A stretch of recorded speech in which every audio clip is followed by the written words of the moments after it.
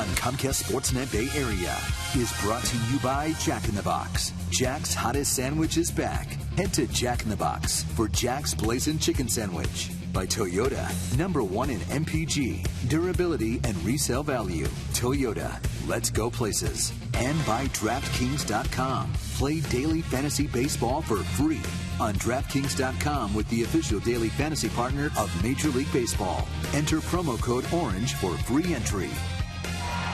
Welcome back to the San Francisco Giants home opener broadcast. It's a big deal to start a home opener. It's a really big deal if you're a rookie, and that is what is going on for Chris Heston today. In fact, he's only the second rookie in Giants history to start a home opener. The other, Alan Folks, did it back in 1982 at Candlestick. Chris just turned 27 on Friday. He's joined by his entire family. We'll get a look at them during today's broadcast. How's he dealing with the jitters? Well, he said he's just going to try and stick to his game plan. He also took some really good advice. He's going to try and embrace today and enjoy today. We wish the rookie all the best. Let's get it up to Dwayne and Mike to get it started, fellas. All right, thanks, Amy. And Heston taking his warm-up pitches. Our game time weather is presented by the Santa Cruz Beach Boardwalk. The admission is free. Visit online for park hours at beachboardwalk.com. 61 degrees here at the yard. It is sunny. You see the humidity. It's also a bit breezy, and it's going to be a banner day, a championship banner day. Here's the lineup that Heston's going to be facing. It's a good one. It'll be Blackman, Gonzalez, and Tulowitzki, 1, 2, and 3. Morneau won the batting title last year. He will be the cleanup hitter. Nolan Arenado is going to hit in the 5th slot. Then it's Dickerson, Hundley, and LeMahieu. And the kid, Eddie Butler, will hit in the 9th spot. On the hill tonight, or today rather, for the Giants will be the right-hander, Chris Heston. Heston, a rookie, 6'3", 195-pounder. And he's 27 years old, just turned 27 April 10th. And you see what he did his first start of the year in Arizona. He was outstanding. Just 3 hits allowed, 5 base runners, a couple runs, but no earned runs. He really was spectacular. How did he do it? Well, he did it with a low 90 sinker, put the ball on the ground a lot. He's got a very good curveball. He'll throw at any count, a changeup and a slider. But when he gets ground balls and he's establishing that sinker, he's going to be tough. Let's take a look at the defense playing behind Heston today for the Giants. Starting in the outfield from left to right, it'll be Aoki, Pagan, and Blanco. The average arms across the board in the outfield for the Giants. Crawford and Duffy on the left side of the infield. Panic and Bell on the right side. Buster Posey, he'll be in the squad, putting down the signs. So, time for baseball. As Heston is about to throw the first pitch of the game to Charlie Blackman. And here it is. And it's a strike. Right on cue, 91-mile-an-hour sink.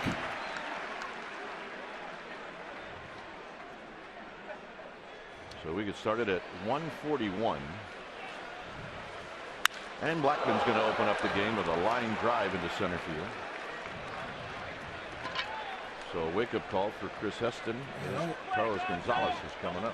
Absolutely had a little smell to it as it went by his head. That I can guarantee. And it does smell. You can hear it. It buzzes, and you can smell it. It smells like burnt cork going by your head that close. Here's Gonzalez. Gonzalez hitting .259. He's got a home run, 5 driven in.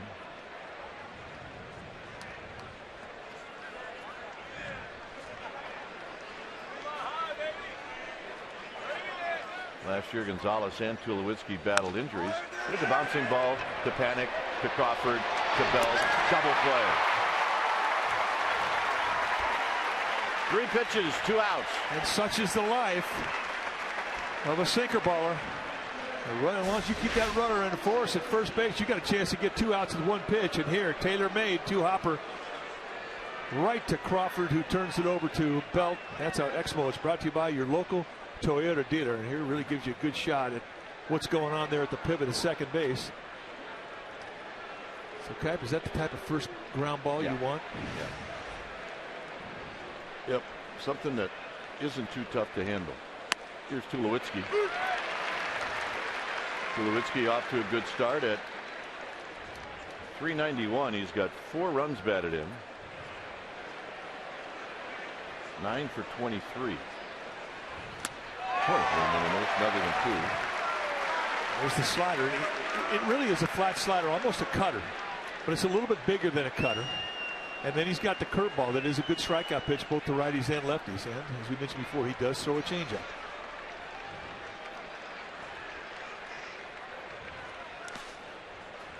And that breaking ball in the dirt. Tulowitzki last year, he started out so hot, there were some people that actually thought he knew what was coming. He had 340 with 21 home runs and 52 runs batted in before he went on the shelf.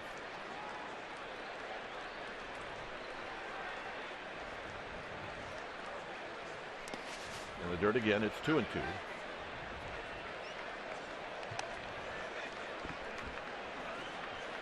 Heston, that terrific start in Arizona, did not allow an earned run.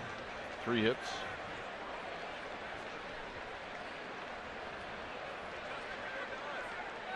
Two pitch. Here it is. Got him, and that'll end the inning. Giants are coming up.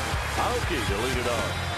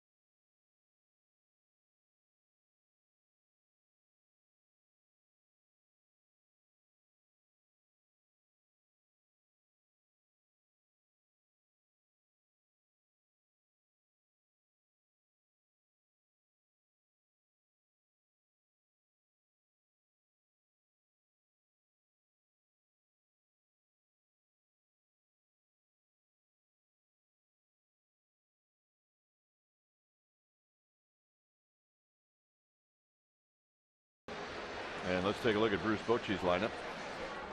It'll go like this. Off to a hot start is Nori Aoki. He will lead it off. Then it's Panik and Pagan. Buster Posey, he's got great numbers against the Rockies. He'll be the cleanup hitter. Then it's Belt, Blanco, and Duffy. Crawford will hit 8th and Heston 9th. On the hill today for the Colorado Rockies will be the right-hander Eddie Butler. Butler, a former first-round pick for the Rockies in the 2012 draft. And he is sort of a throwback to the way they used to draft. They used to draft sinker ballers, and he is that. He's a power arm. You'll see mid-90s sink, lots of ground balls. He's got a curveball, a slider, and a changeup to go with that great sinker. But if he gets it going, you're going to see a lot of fastballs. Also 2 young pitchers that had good starts. Yeah, Butler, 23 years old, 6'2", 180 pounds, out of Chesapeake, Virginia. Here's Aoki to lead things off. He's 12 for 30. That's how you leave a good first impression. Well, he got a nice warm reception when he was announced. Remember last October, he was on the Kansas City Royals. That's foul. Did you see what he said through his interpreter? He said, well, today I'm going to act like the Royals won it. And I'm going to celebrate. He doesn't have a grasp of the English language yet. He has an interpreter that follows him around in this. But he's very funny. And some of his comments in his interviews have been fantastic. As the San Francisco Giants fans get to know Nori Aoki, and they're going to like what they see. And I think it's neat, too, that he got so hot the first 7 days of the season, because I think it had a lot to do with the applause he got in his introduction. Up the middle, and a base hit.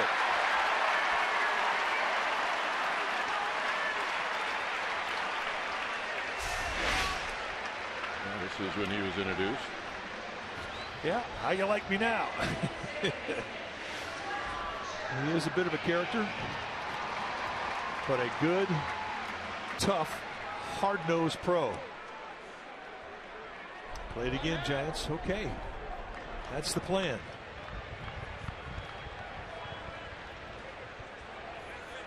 Here's Panic.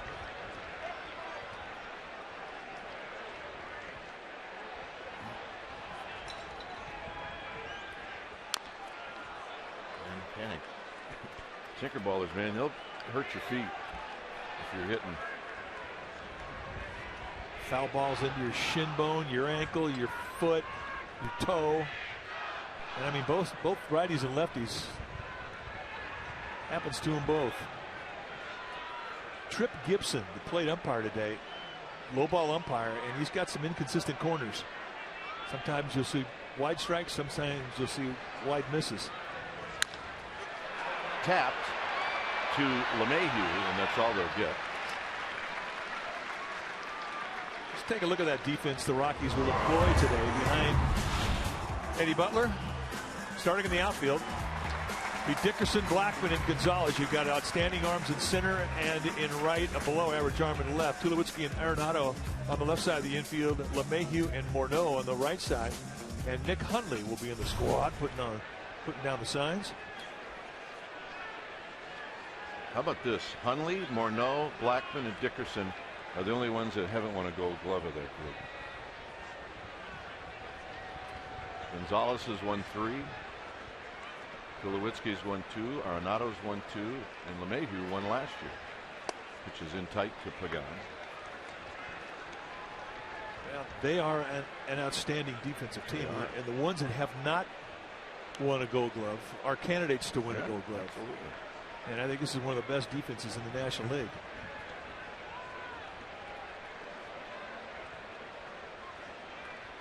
Panic at first.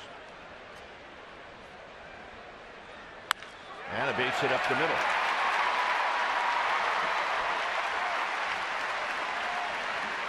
So Pagan opens up his season at home with a base hit. And here's Buster Posey.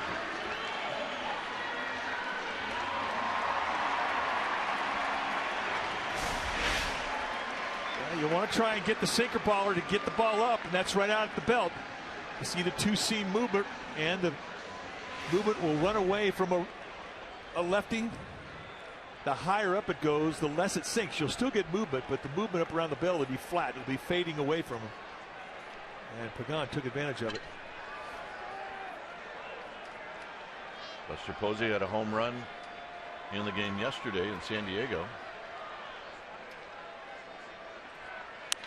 And he just gets underneath this one.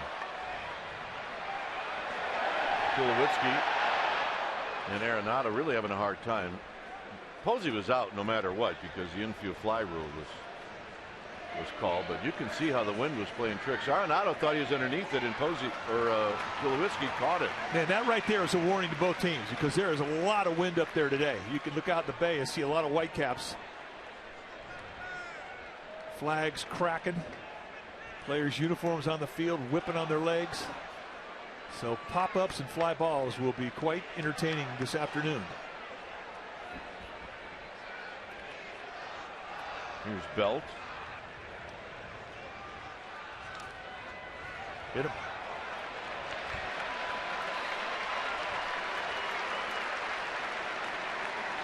Looked like it got him right on the left knee.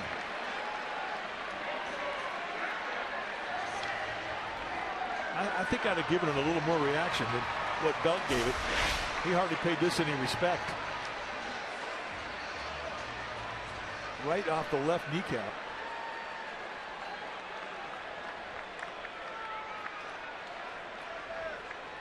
So Blanco's going to hit now with the bases loaded.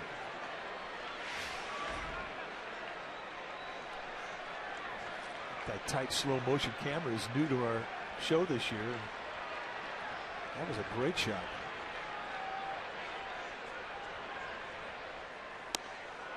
Oh, 0-1. Big time sink. You can see that sinker ballers will get their tilt once that ball's down around the knees. If it's up around the belt, it's flat. But the movement down around the knees is not only movement that will go away from the left-handed hitter, but It'll sink. It'll have tilt. That last pitch was nasty.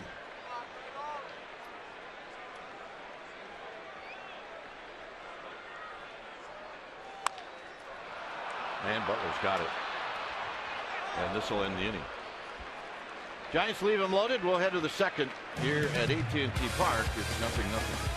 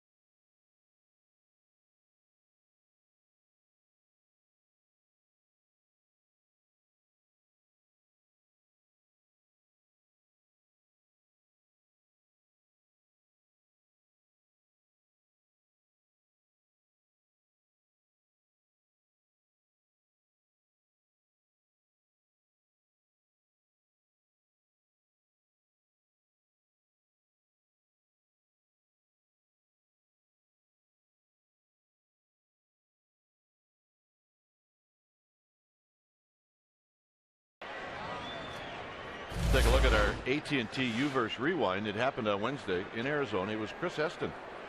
His first career win, his second career start, and he was fabulous. 6 innings pitched, 3 hits, 2 runs, none of which were earned. 2 walks and 5 strikeouts. He impressed my partner so much. Yes, he did. That my partner became the president of the Chris Heston fan club. Here's Morneau. I don't have fan clubs anymore. Remember in our day how that was such a big deal? You rolled into the big league ballpark as a call-up. You had a fan club president the next day. Here's a pop-up to Crawford, and Crawford will put it away. That pop-up did not have as much personality as the other one. Yeah, never got higher. Needs to get higher than the stadium. Is there a trick to the wind pop-up? I mean, you played it in Candlestick, which was notorious for the worst pop-up ballpark. Yeah. Well, the answer is, at Candlestick, there was anything you could do because one day it might do one thing, the next day it might do another. I just wish they'd tear that place down. Well, they're taking chunks out of it every day. Yeah, I feel bad. Here's Arenado. But you should have some consistency in your park when it comes to pop-ups. And I think for the most part, the Giants, their defensive players know exactly what's going to happen on pop-ups. Arenado way out in front, 0-2. Now, the Rockies don't know much about Heston, so it really is advantage Heston if he's throwing strikes, especially with the breaking ball. They don't know it. That last pitch just all goes in the database for Arenado.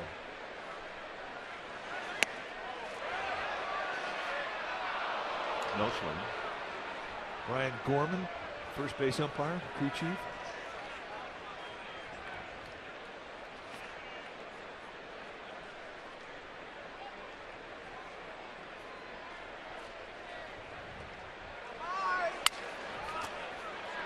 Duffy in front of Crawford. 2 down.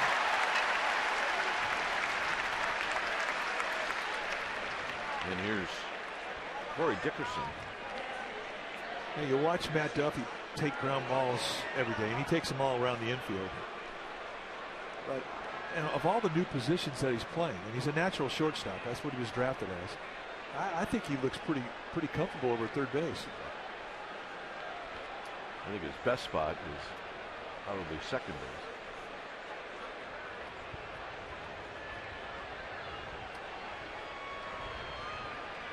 So here's Corey Dickerson. He's coming off a really good season last year. He had 24 home runs. He had 76 runs batted in. And he hit .312. And he's off to a pretty good start this year. He takes a healthy rip. He's got 2 home runs, 9 RBI. And he's 10 for 24.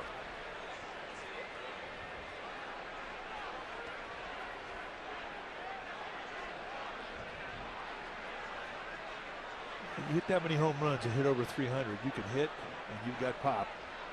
And that was a mistake, and Chris Heston just got away with it.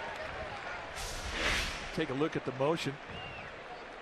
Very small take back step, nice balanced position to watch the front foot plant and the hand be in a nice high position.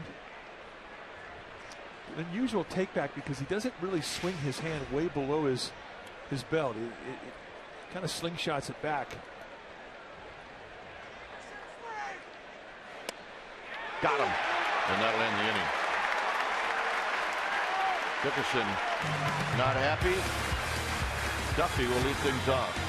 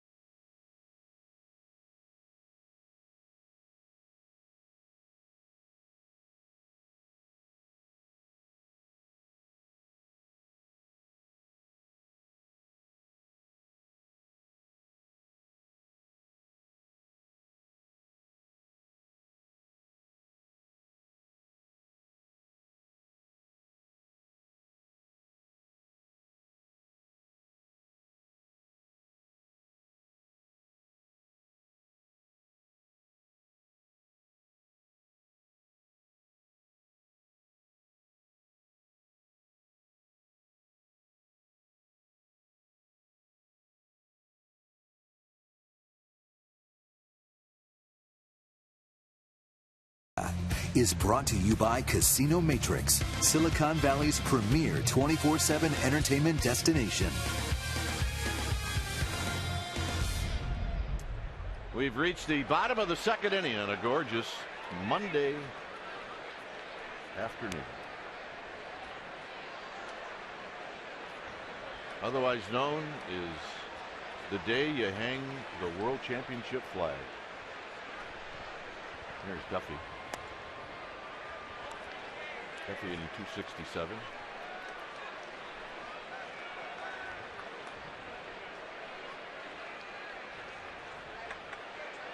Crawford and then Heston.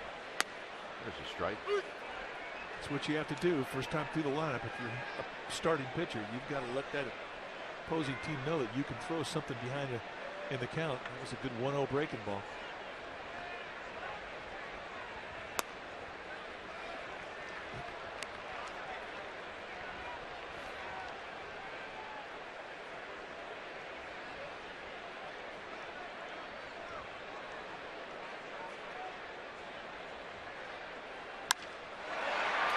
Blackman playing in that direction. It's going to fall in front of him. So a base hit for Duffy. Let's check in with Amy G. Amy. All right, Dwayne, this is just for you. I'm going to sandwich some so-so news with good news. We're going to start with McGee. He's been dealing with a bone bruise on his left knee, had a cortisone shot, much better. Took some swings yesterday. He's available off the bench today. Boch wants to stay away from Ryan Vogelsong and Yusmeiro Petit. Both of them ate up a lot of innings the last 2 games. That relief crew a little bit banged up. And last but not least, Travis Ishikawa is eligible to come off the DL tomorrow. He's feeling real good. That could give Boch a few things to play with. Gentlemen? All right, Amy, good. Here's the good news. Well, in Arizona, not so much. But here, yeah, she was the bad news Amy in Arizona, but now she's the good news Amy. Yeah. I like the good news Amy better. Puts us in a better mood.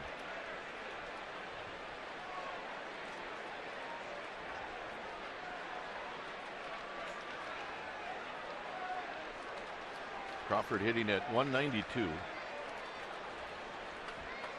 Had a tough day yesterday, 0 for 4 with 3 strikeouts. He just was not picking up Tyson Ross.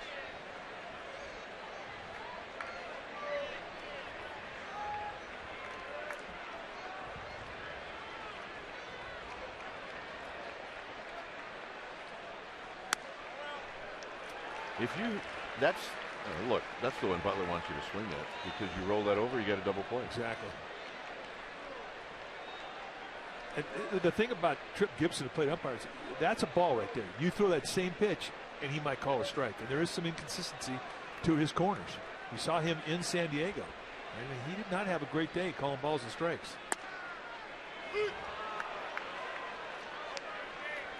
We were originally told it was Greg Gibson behind the plate, a veteran umpire who's really got a great reputation for a very steady strike zone. But Trip Gibson, a young umpire, still learning. Yeah, the only thing we got right that day was the Gibson part.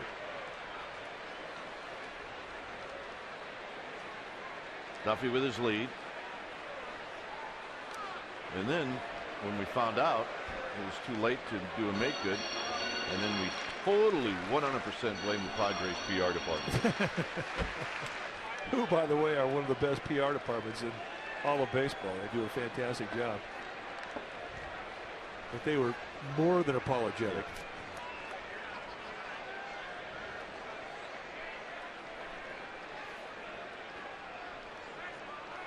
Ooh.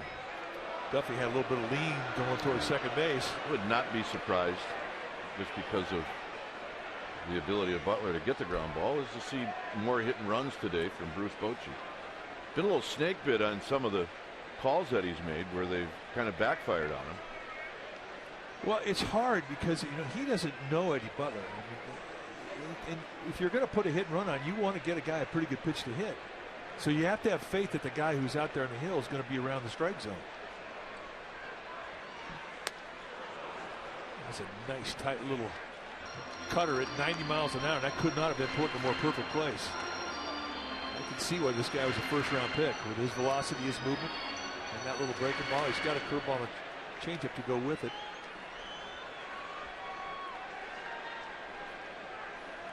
Butler in his minor league career, 22-16 with a 2.64 ERA. Those are great numbers.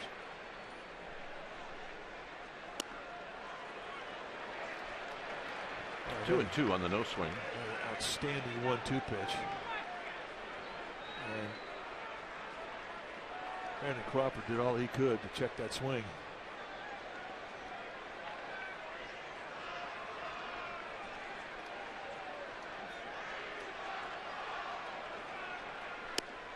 And now Crawford's worked it to a full count, so he has to figure that he's going to get something to hit. Well, you hope for contact here. Eddie Butler out of the stretch is going to give Nick Hundley, the catcher, a good chance to throw out a runner, and Hundley's got an above-average arm. He's got a cannon.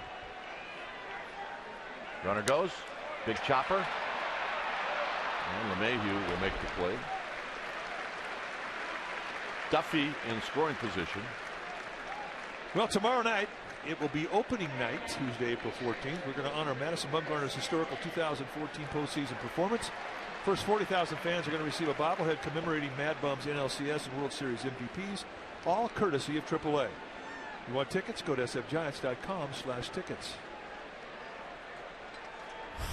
So here's Heston Who's a good hitter. Yeah, he asked him before the game, can you hit? He goes, I don't know. He can hit. He said, I do know this, is I'm going to take a rip because I might run into one. Well, we saw him hit one off of Zach Greinke in spring training in Glendale, and it was a bullet off the wall in left center. Double.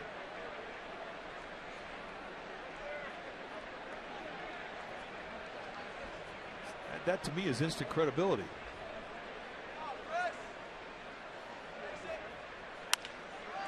On the ground to LeMahieu.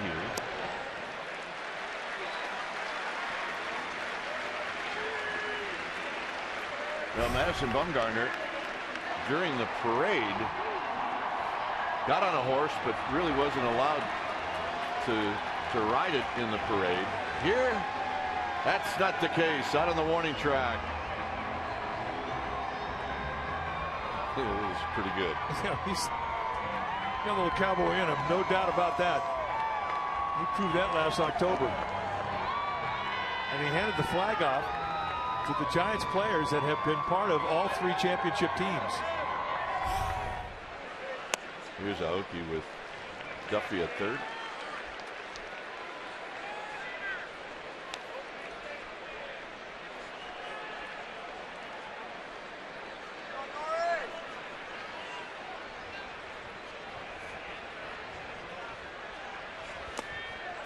Aoki had a base hit in the first inning. Here it's 2-0.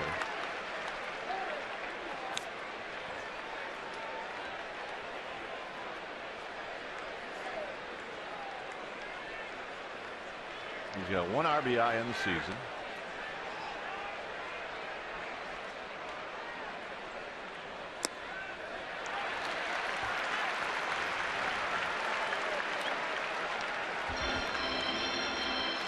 There's the players that have won part of all 3 World Series, and most of it's the bullpen and Buster.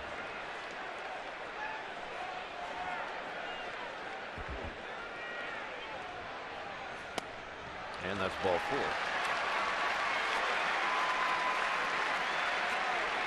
Buster Posey, while this was going on, was warming up Heston, and then he handed the job off to warming up Heston, and then he stood back and he watched the ceremony.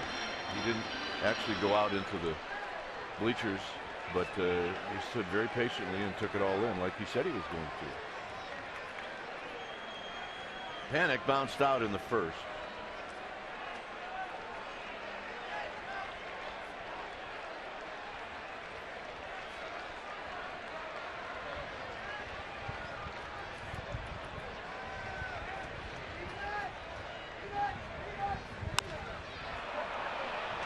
Down the left field line, and that's going to be in the first row, just beyond the tarp. All right, we got a winner, and he hands it off to a young man. Nice job. Could be his son.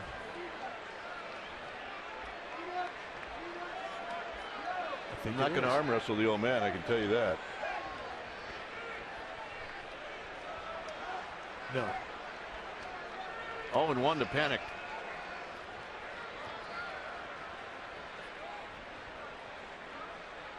Aoki goes. Fouled out of play.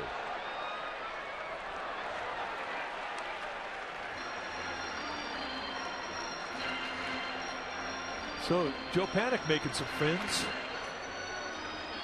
Found a few balls up in their stands. Everybody's got their orange and black on today. Yes, they do. It's a fun time to show your colors. It is a stunning day for opening day.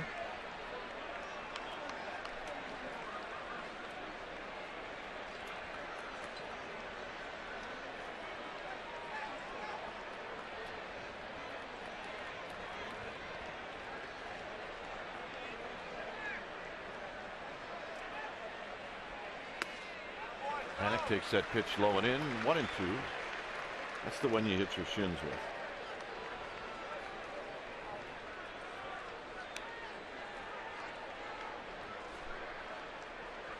See the patch lawn for Lon Simmons. Giants will wear that on uniform this year.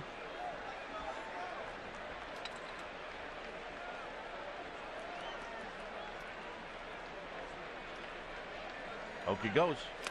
Down low. And a stolen base. And that is the first stolen base of any Giant this year.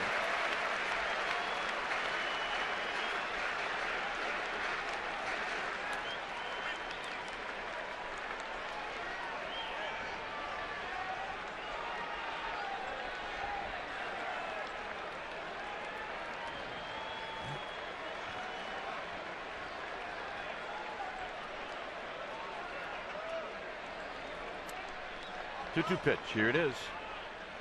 And a full count. Easy take. Tried to hump up on a four-seam fastball. Really flew that front shoulder. Opened up too early and dragged the arm. Missed up high and away. But it had 95 on it, so he's got some reach back velocity.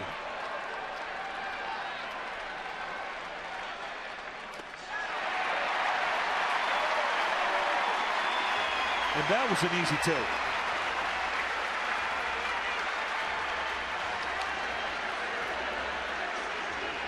So here's Angel Pagan, who singled in the first inning.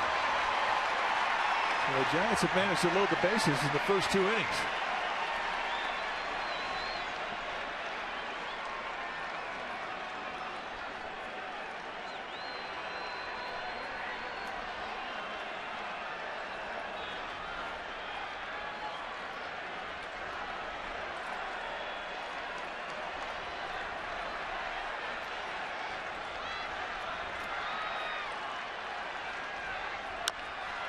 Pagan chops this one. Morneau will shovel it to Butler, and that'll end the inning.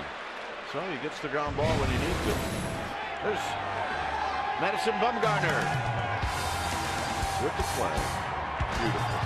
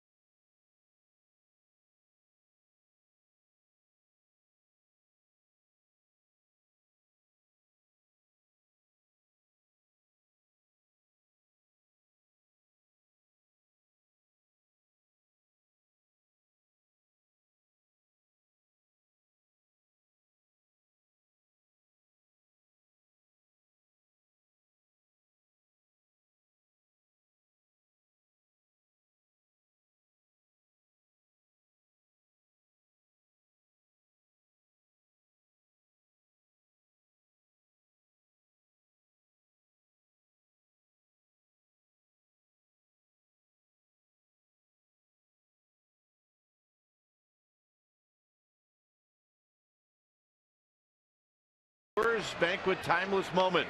It all started 5 seasons ago in 2010 when Brian Wilson closed out the first Giants title since 1954. Then in 2012, Sergio Romo carried Tigers' Miguel Cabrera for their second World Championship in 3 seasons. Got him. And then last season, Santiago Casilla finished off the Royals for their third title in 5 seasons. Actually, it wasn't Santiago Casilla. It looked like Madison Bumgarner, didn't it? Yeah, but I'm going to say it was Madison Bumgarner.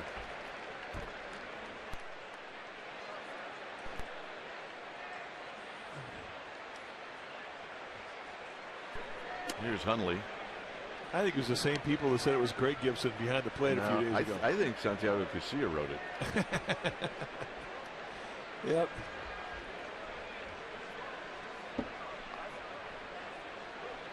By the way, if there was ever an example for the people at home that are wondering, do we just read it the way it is, or do we even think about it? That's a perfect example of what we do. It could have said Juan Marichal on there, and I would have read it that way. It would have rolled right off your tongue. Anyway, somebody's having a horse laugh on our account.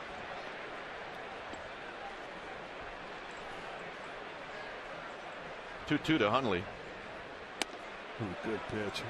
Nice 2-2. He had a chance to go off the plate and hope that Hundley would follow. And from Hundley's perspective, that's a pretty good take.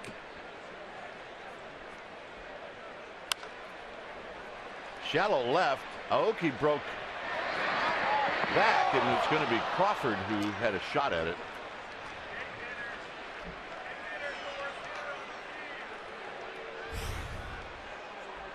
Well, the teams that have won 3 World Series in a 5-year span, the Yankees did it, right? 1996 to 2000.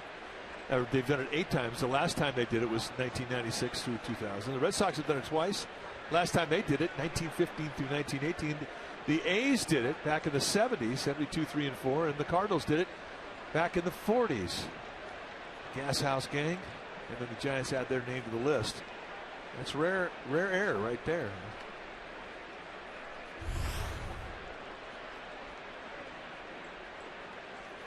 That's the club that everybody wants to be part of. Hundley with a good swing and a foul back. It stays at 3-2.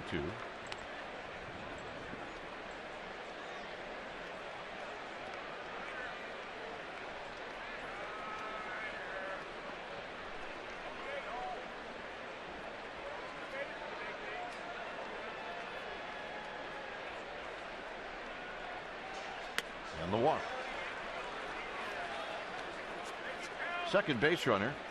Here's LeMahieu. Second time they've had a leadoff runner on.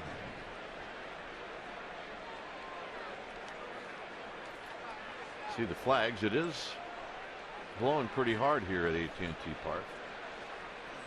LeMahieu's off to a great start. He's 12 for 25.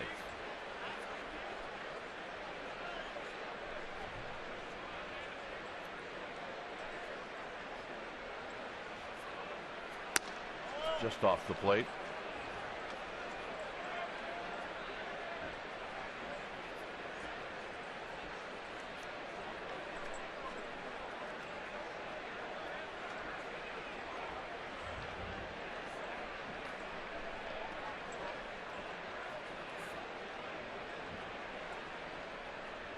Runner goes. Swing and a miss. Posey from his knees, and they got him. They look like Thurman Munson. Well, what do you say? We're making our forward right choice. You don't see Posey do this very often, but he felt he had to be quick because of the jump. To his right, the way he reaches across his body just naturally gets him cocked and unloads a strike right to Crawford from his knees, and that's our forward right choice. Plus, it looked like, Mike, the momentum of that pitch took him a little bit in that direction, so he just kept going with it. It's an ad lib.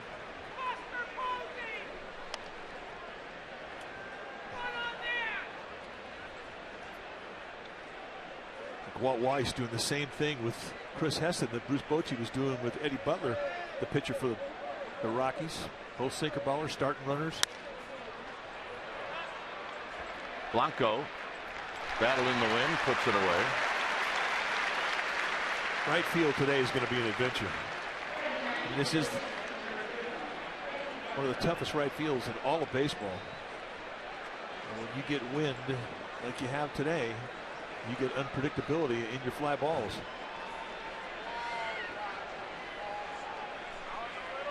So here's Butler.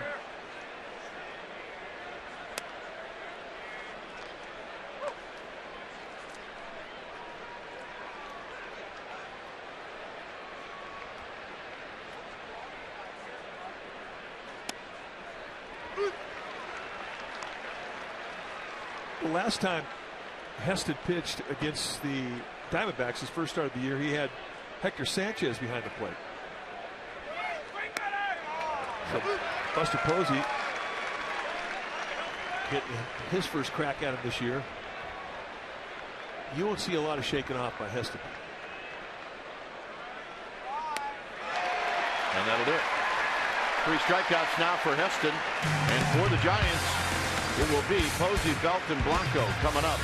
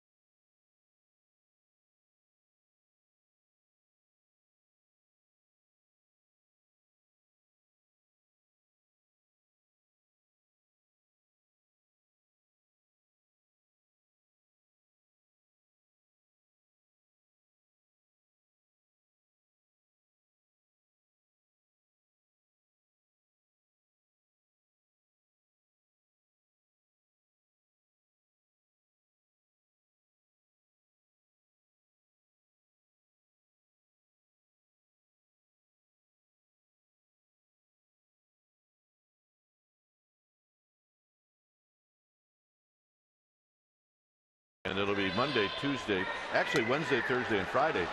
The Tuesday and Wednesday game are night games. The final game is day baseball, 12:45 start on Thursday, the 23rd. To purchase tickets, visit sfgiants.com/tickets. So here's Posey.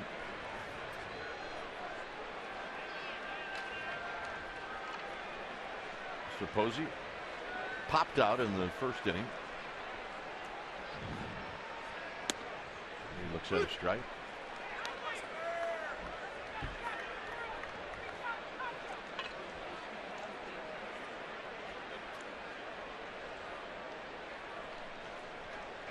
Breaking ball hit on the ground to Nolan Arenado. And Posey is retired. All right, let's check in with Amy G. Amy?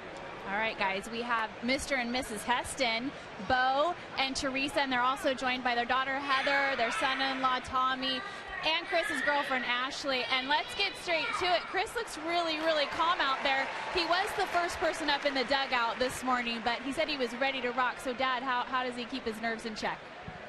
I really don't know, because we're a wreck, and he just, I guess it's because, he's been here.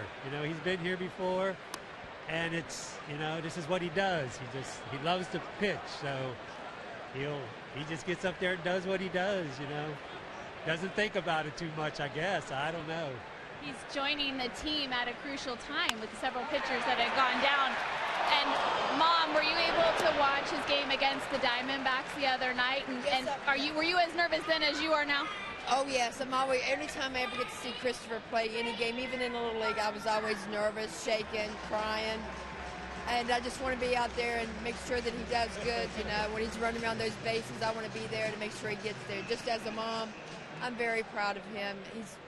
He's such a humble young man. He's done such an excellent job. He's made us so proud of him that what else could a mother want? Now, he turned 27 on Friday, so do you guys also have to celebrate a birthday after the game today? And what are you doing? What are your plans? I think we're going out to dinner afterwards and whatever. I sent him a package out, and it's actually in Sacramento right now, though. He told me to send it to Sacramento because that's where he was at, but now we're waiting for it to get here, so he has a whole big old box of goodies. Thank you so much for your time, Dwayne and Mike. We've been doing this since back when, so... He's a Giant player. Yeah. Perfect for Throwback Thursday. And Dwayne and Mike, for fans, the Hestons also hail from the same town as Bruce Bochy, Melbourne, Florida. So maybe Heston had an in. Yeah, there you go. Thank you so much. Thank you. Thank you, Heston family. Great day. Thank you, 2-1 to Blanco. So the Heston family, good for them. Came a long way.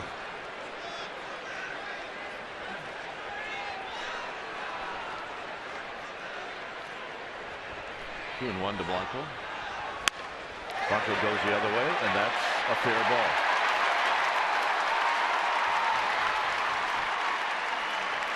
That go into the seat? I don't know. A fan may have reached over and interfered with it. I don't think. Look, I don't know what happened, but I'm just going to say our fans would never do that. Okay, let's take a look. Nice little opposite field slice job. Remember, our fans would see. They wouldn't do it. They drop right in her lap. She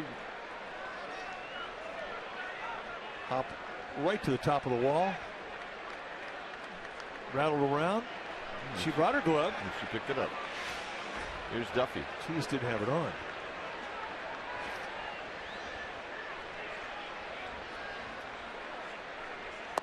Duffy takes low. You keep putting runners in scoring position every inning. Sooner or later, you're gonna break through and knock one in. Yeah, I mean, it's a great opportunity.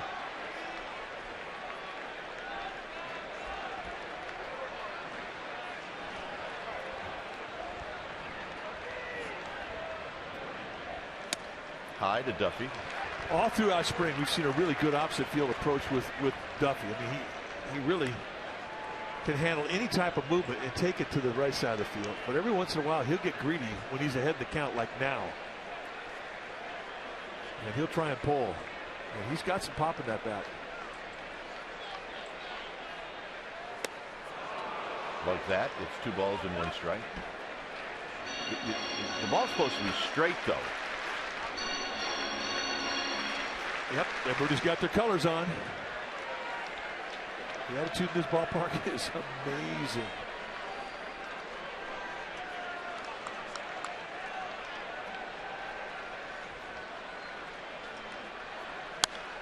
Out of play. 2-2. Today feels more like a family reunion than it does an opening day. You're right, it does. It's a family barbecue.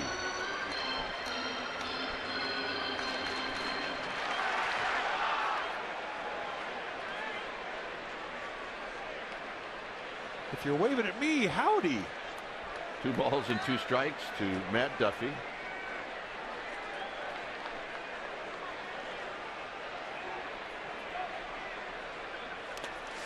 Three and 2.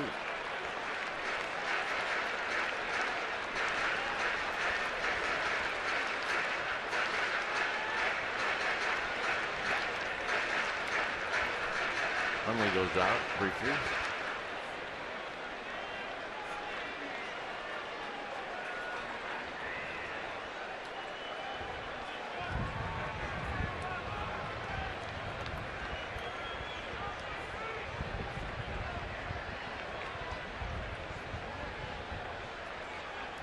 And the payoff.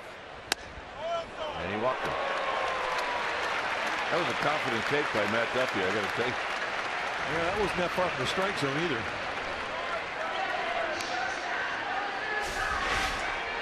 Take a look at it. Fastball trying to wrap it around that outside corner, just a little outside. So Trip Gibson, plate umpire, says, not my zone. You don't get that strike. Here's Crawford.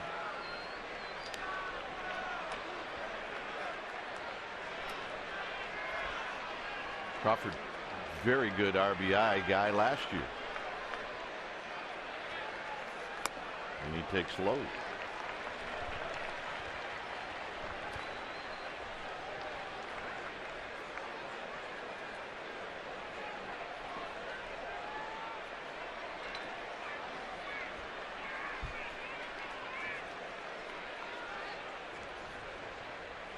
Crawford on the ground.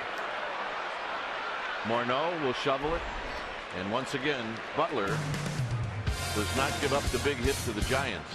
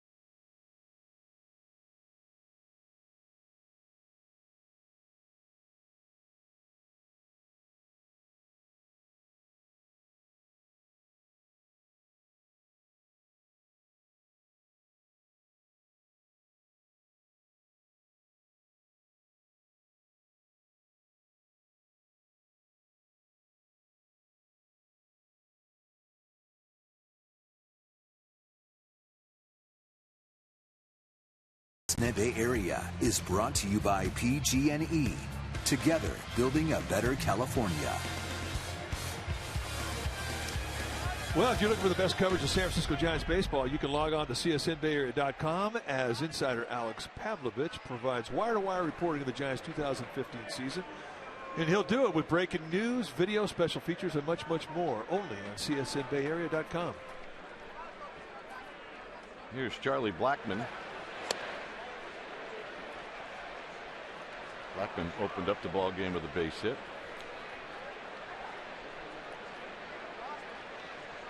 In at third is Duffy. And a strike. Of the three infields that the Giants have seen this year, Arizona, San Diego, and now here home to San Francisco, I would say that this is probably the slowest grass that they've seen. And another base hit for Blackmon. He's now 2 for 2. Note, Blackmon likes sinker ballers.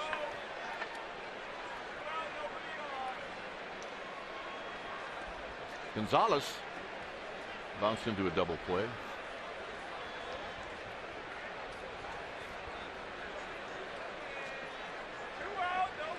With Tulowitzki to follow.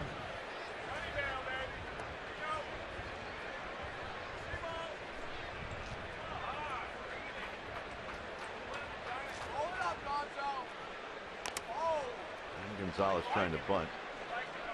Bunts it foul. I'm wondering what the thought process was on that for Carlos Gonzalez. Well, unless he thought he was going to hit a ground ball to panic.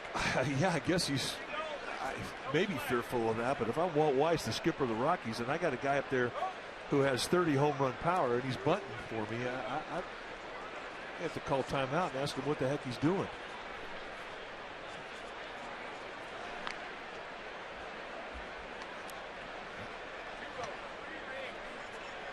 And I think if I was Weiss, the first question I'd say to him is, hey, they're paying you to hit home runs, not bunt. What are you doing?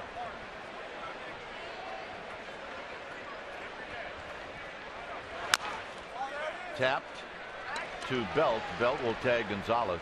Blackmon into scoring position.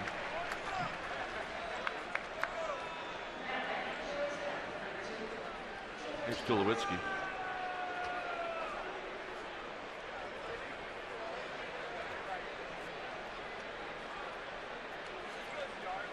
Starting pitchers since 2007, the fewest used. And the Giants with 30. It gives you an idea of how lucky they have been in regards to health. It also says a lot about your pitching coach and the program that you're using that preserves that health.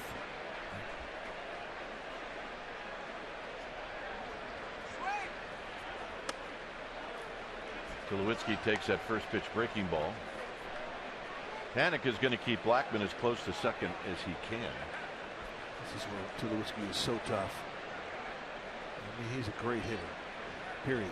But when you get runners in score position, I mean, he just toughens up even more.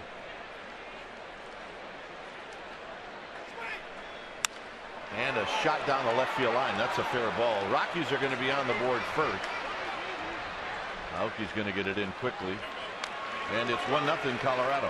Nice play by Aoki to hold that to just a single.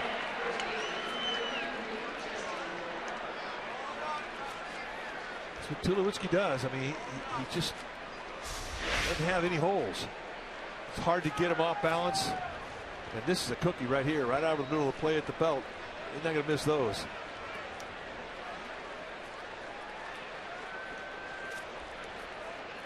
Here's Morneau.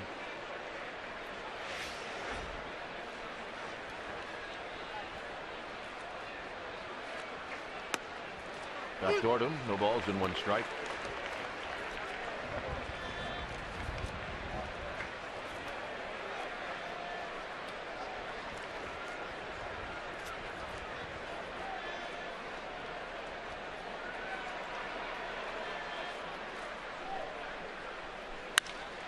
Up the middle. Panic. Can't get it. It's under his glove.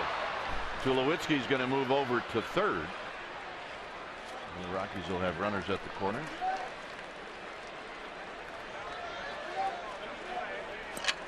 So similar to the ground ball you saw in Game 7 of the World Series. Only this time it gets under the glove of Panic. Ball hit right on the nose. Now, if he catches this thing, I mean, that's a double play. As hard as it was hit, just can't quite get to it.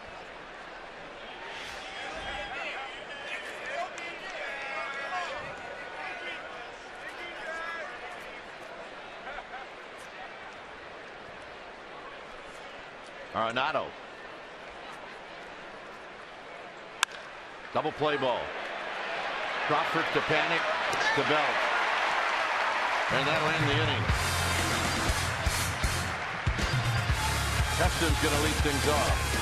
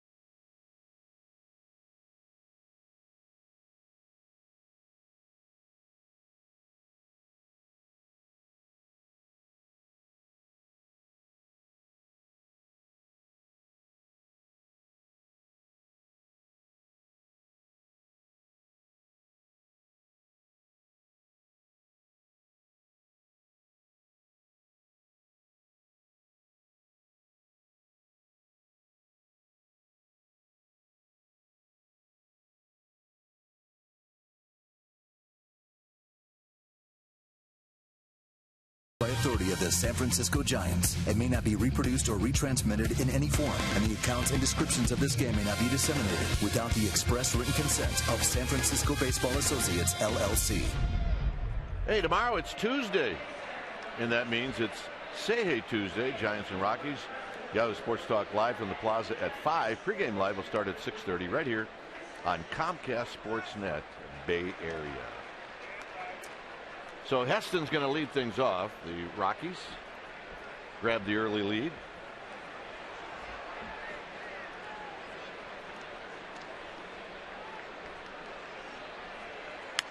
Heston bounces it foul. Could have been worse. Heston got the double play ball with runners at the corners.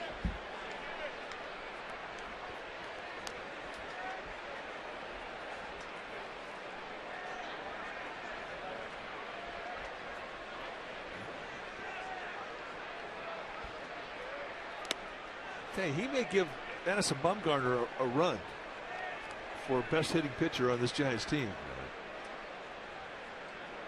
Well, that would be interesting.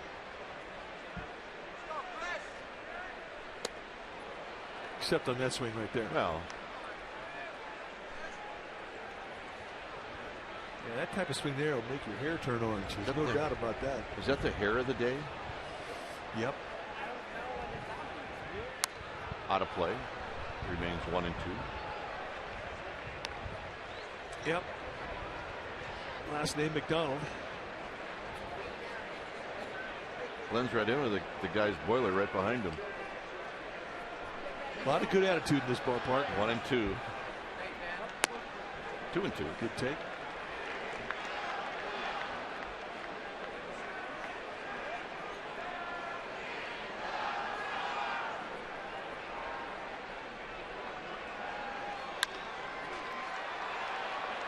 Tulowitzki.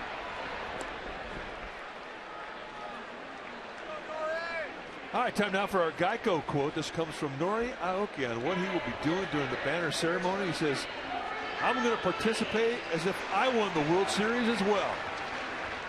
And that's exactly what he did.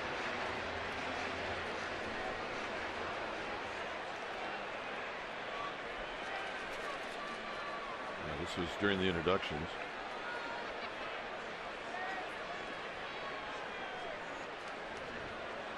He's been on base twice. He's singled and he's walked. Runs up to bunt and he takes it for a strike. If you're going to bunt, you've got to lay a good one down. Eddie Butler fields his position well.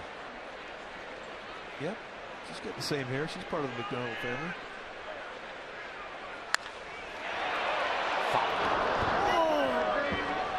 Oh, look out.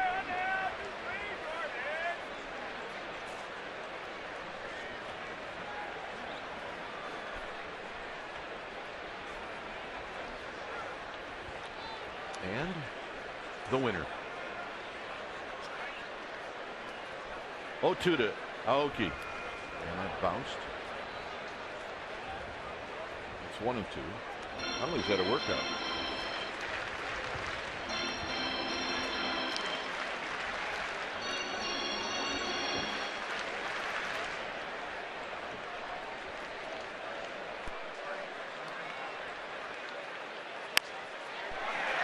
And down the left field line. Aoki's going to head for 2. No, he's not. He's going to put on the brake.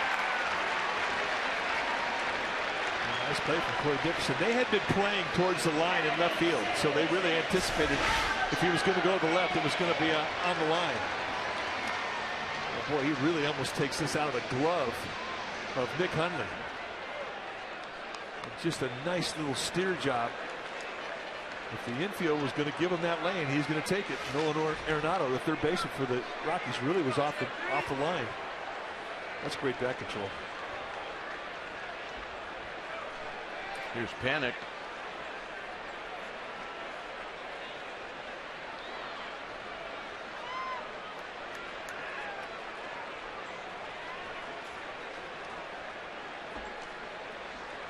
Panic is 0 for 1. He reached on a fielder's choice in the first inning.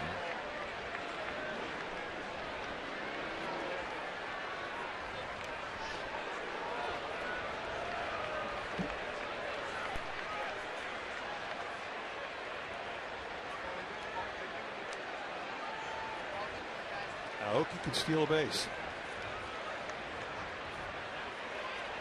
Butler puts a lot of balls on the ground. Aoki had 17 steals last year. And that pitch is a bit high. Not by much.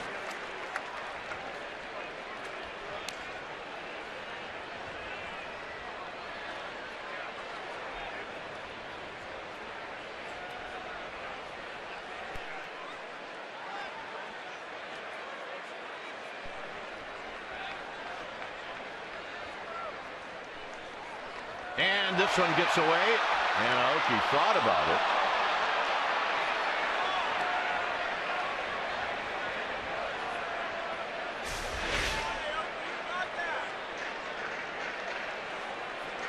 And he kind of runs into Morneau as he was getting off the bag, and I think that may have been what told him to put the brakes on.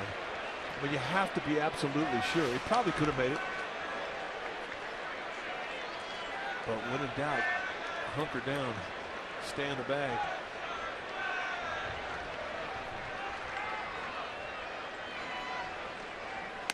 Outside 2-0. Two good takes on pitches that were not that far away from the strike zone.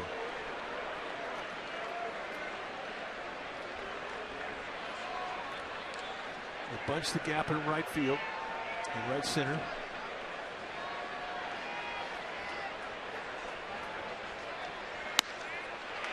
3-0. This becomes a big pitch. And Tulowitzki's going to come out there and relay that message to young Eddie Butler, saying, dude, you can't walk this guy with the guys behind him. Make him swing the bat. Simple discussion from the captain of that infield.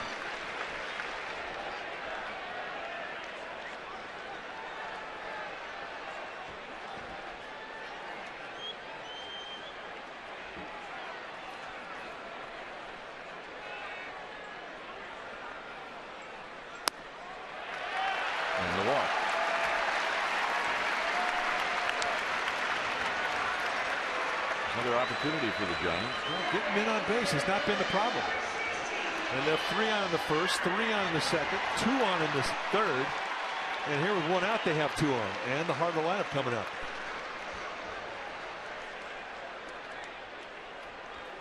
So here's Pagan. Pagan singled in the first, and then with the bases loaded in the second, he bounced out to Justin Morneau.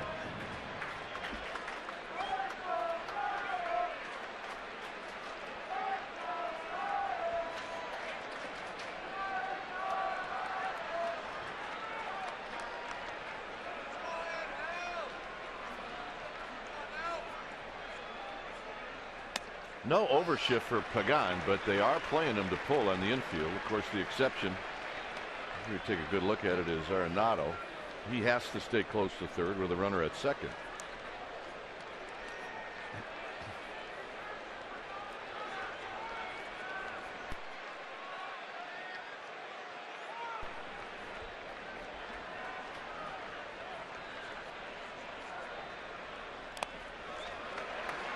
He's starting to aim it now. And Nick Hundley going to come out and talk to him. When the guy's having problems getting strikes called, all of a sudden he starts to aim the ball and he doesn't cut loose and throw it through his target. And that'll be the message from Hundley.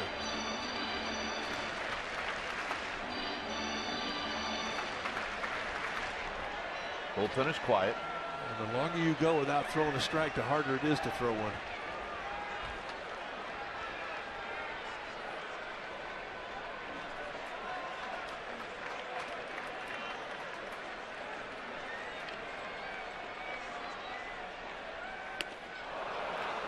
Two balls and 1 strike. Pagan helped him out there. I think Pagan was laying in the weeds, hoping to get something good.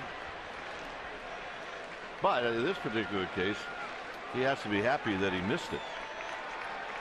And that's the age-old argument. Pitchers will tell you that's a pitch to take, but hitters will tell you that's a great pitch to get a good pitch to hit. Tapped to Tulowitzki. Double play.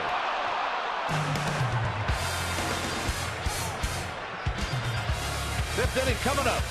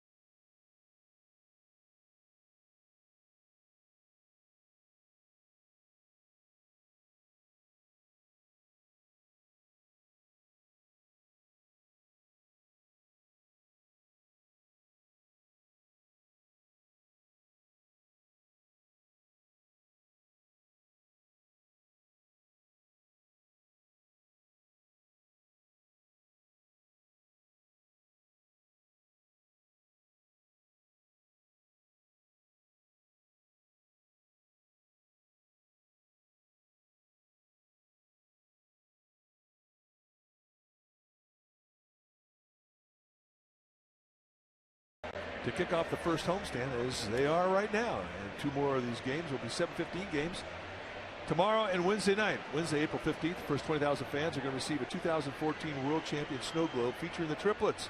3 World Series trophies, as we like to call them, courtesy of Comcast Sportsnet. If you need tickets, go to sfgiants.com/tickets.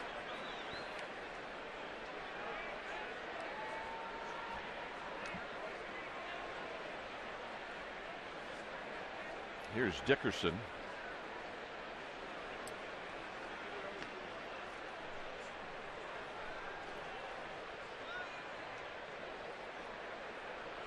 Dickerson struck out looking. Good pitch. Trying to wrap that curveball around. Just a bit outside.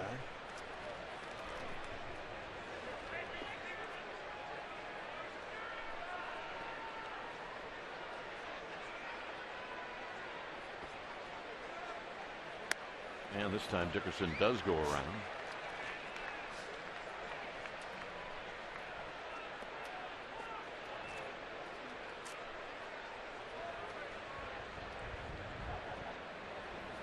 One walk, 3 strikeouts for Heston.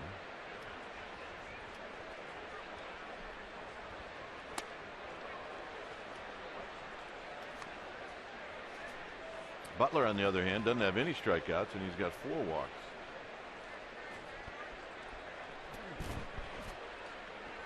Two balls and 1 strike.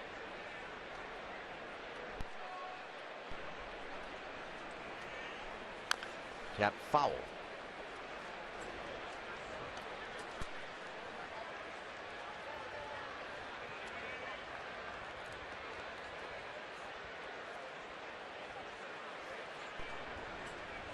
Dickerson taking a long time.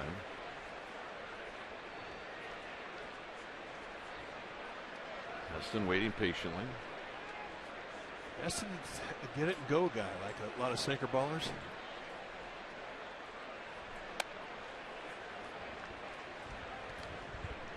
You cannot let that hitter control the rhythm, because it can definitely take you out of your focus. And pretty soon, instead of staring at your target, you're staring at the hitter. And when he gets to that point, that hitter has got inside your head.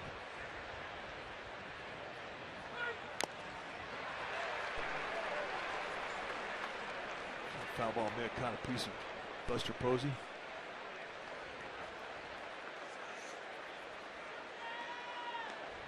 Trying to squeeze some life back into his left hand.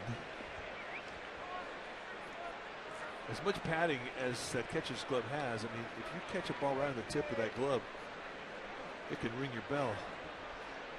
Your hand will absolutely light up.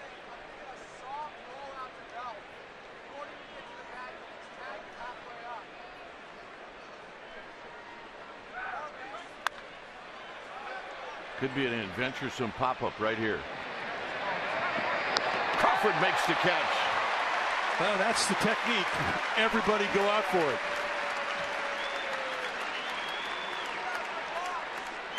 Now you can see it just totally got away from Duffy. Right there, that's no chance. None. And fortunately, Crawford backed up the pop-up like you back up a relay.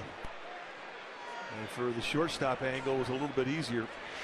But bottom line is they get the out.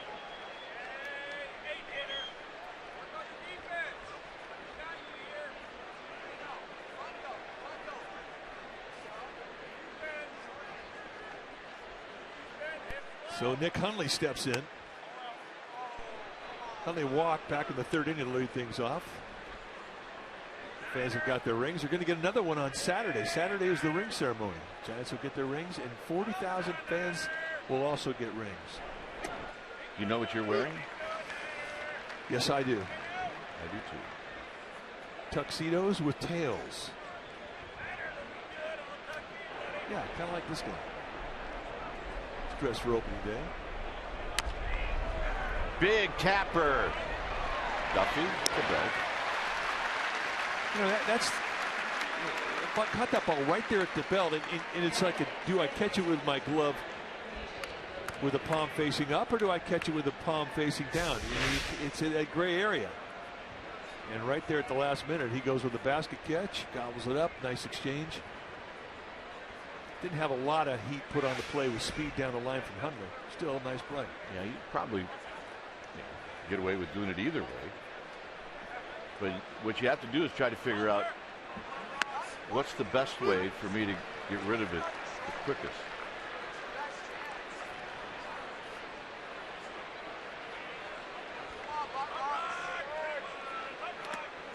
LeMahieu hit a fly ball to right field in the 3rd.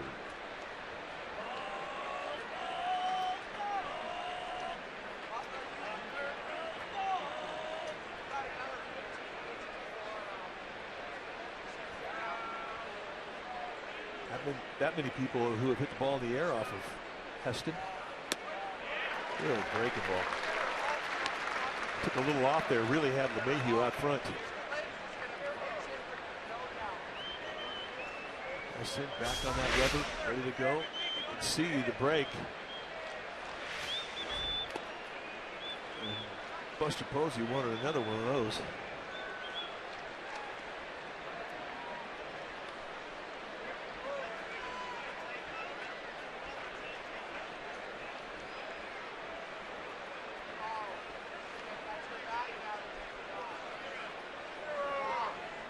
Two pitch.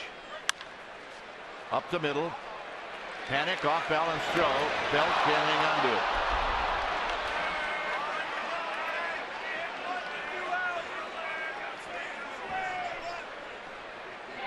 That's when you let go of it, you're just going, please, please. Well, for a first baseman, the higher the short hop, the tougher the short hop. What do you think Belt's thinking on that? Belt's thinking he should have had it. Absolutely.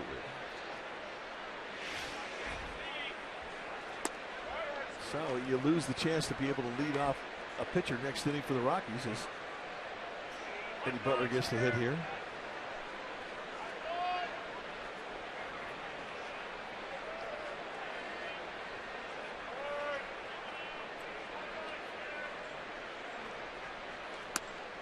And a strike.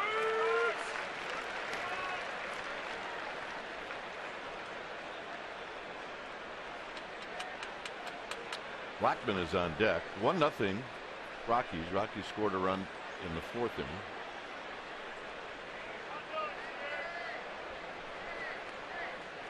Swing and a miss. 1-2.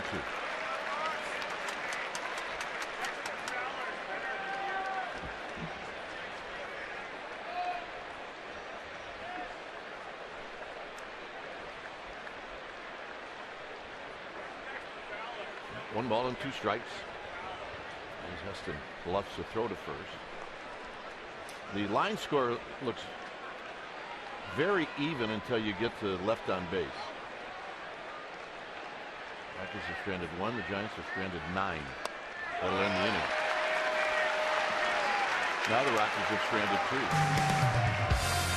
2. Posey, Belt, Blanco coming up.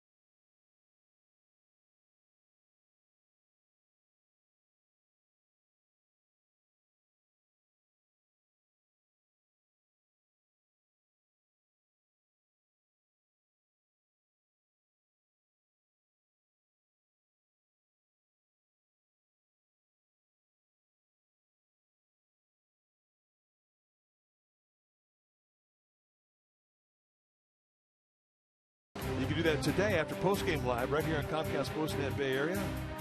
Today's guest, well, Alex Pavlovich, our insider. Monty Poole, he'll be there, and Marcus Thompson. So here's Buster Posey, 1-0 Rockies. Buster's 0 for 2. And he takes a strike. Belt on deck.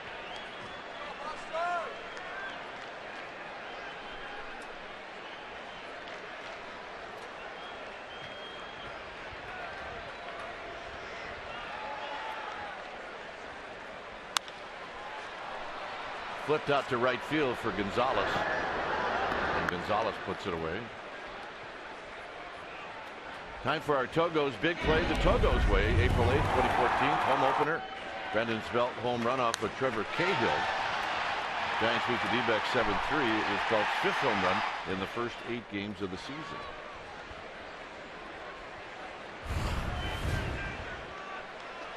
He had a hit taken away from him by LeMahieu. And I think I said it on the post-game wrap yesterday. I don't think he enjoys the shift at all. No, he is not into the shift. When he starts losing hits, he either starts losing sleep or he's going to start doing something different. I'm not sure what you could do different. Well, I mean, if they're going to give the bunt, that's the obvious one. But the configuration that the Rockies have right now, I mean, they really aren't truly giving him the bunt. I mean, Belt does not have great speed, average speed at best. But Arenado, I mean, he conceivably could come in there and make the bunt play.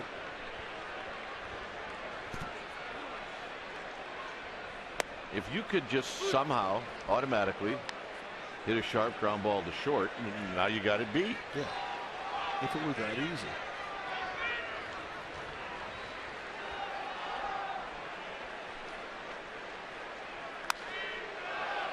Fouled out of play. But it is unusual when you see a team play the infield to pull as dramatically as the Rockies are, but yet they open up the line down the right field line and they bunch the gap in right center.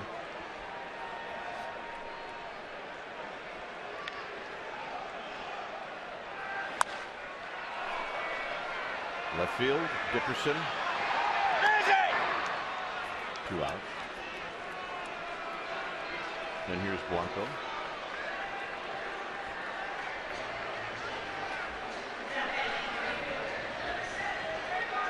Ideally, at the end of 5 innings, a pitching coach would like to have his pitcher throw 75 pitches. So with 77, you can see that Eddie Butler really not that far away from an acceptable amount of pitches. In the stretch a lot, but still a lot.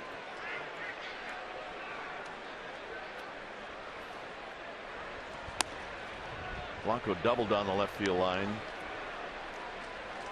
in the 3rd inning.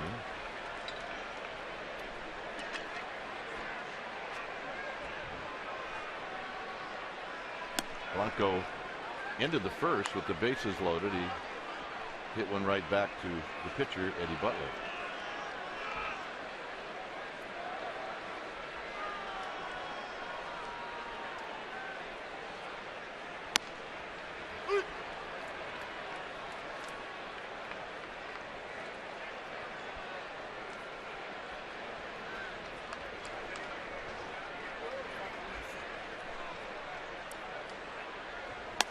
And that's high, 3-1. Butler's control has not been pinpoint, but you know, when you're a sinker baller, you can always throw a pitch 3-1, 2-0 and get out of a jam. And once again, the Giants have a runner on base, and they've done it every inning. And a 2-out gift in a 1-run ball game, the last thing you wanted to do was walk a base stealer. And Duffy has had great at-bats against Butler today.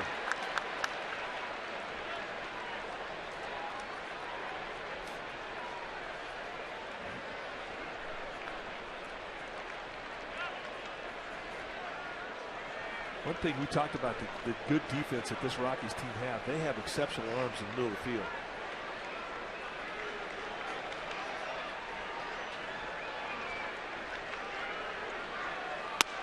Inside corner strike. Charlie Blackmon in center field has a plus on.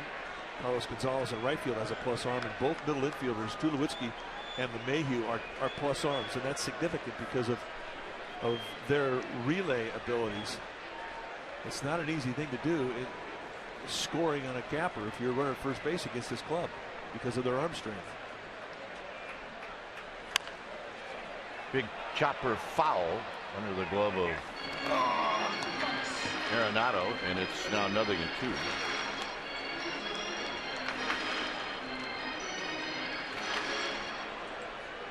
The bunting is out today. Love the bunting. Yeah, I like the bunting. If you're having bunting in your ballpark, it's a good day.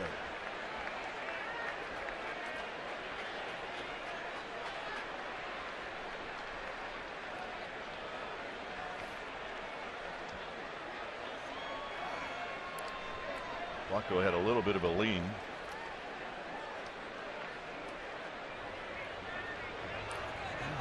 Nachos in a helmet. Wow. That'll feed 15 people. Hungry ones too.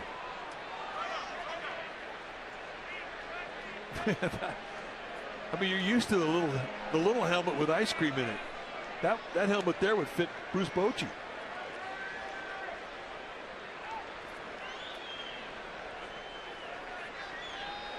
That's a lot of food. 0-2 to Duffy.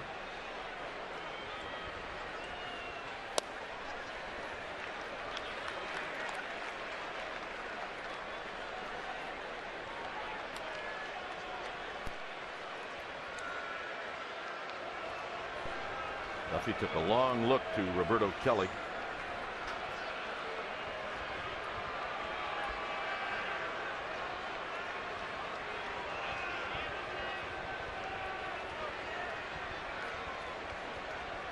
Blanco goes, swing and a miss, inning over.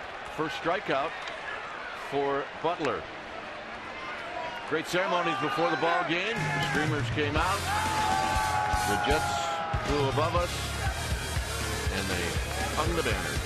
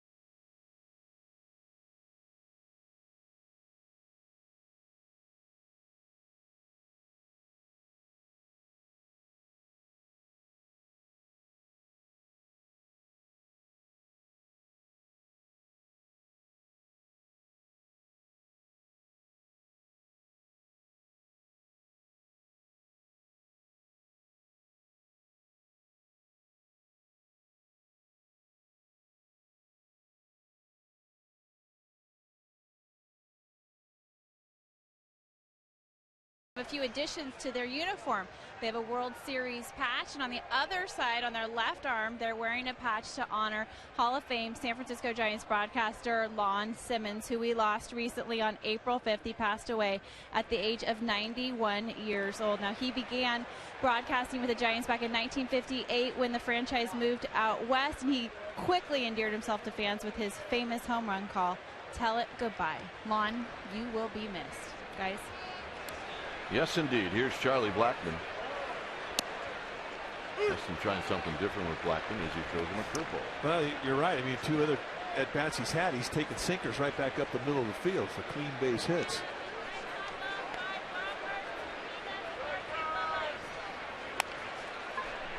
Duffy gets one cued off the end of the bat. 1 out. Is that a changeup? I think it may have been a little changeup or a little cutter that he took a little something off. One thing for sure, it didn't have movement running away from him.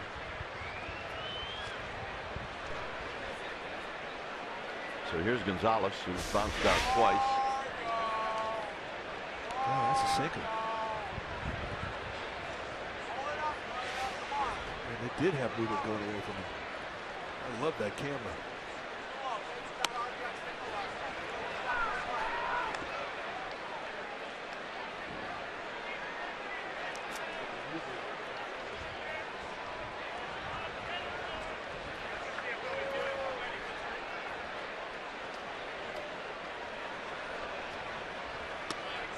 Two 2-0 now to Gonzalez with Tulowitzki on deck.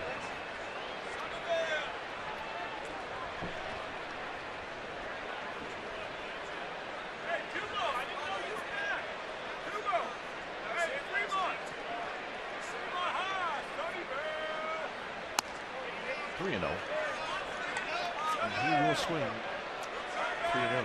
We talked about a level swing. And he's a middle of the way guy. He likes that ball out of the plate. The walk, the second issue. You hate to put yourself behind the 8 ball by walking somebody and put yourself in the stretch when you have to face Tulowitzki. So Heston's going to get challenged here. And you have to pay close attention to Gonzalez because he can steal a base.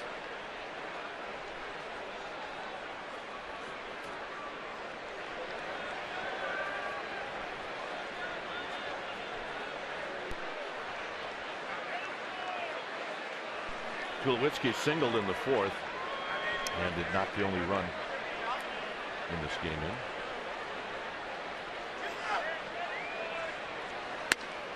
At the knees, 0-1. Always watch the timing mechanism of all the great hitters. You watch their lower body and see how they get themselves in position and how quick that foot gets down.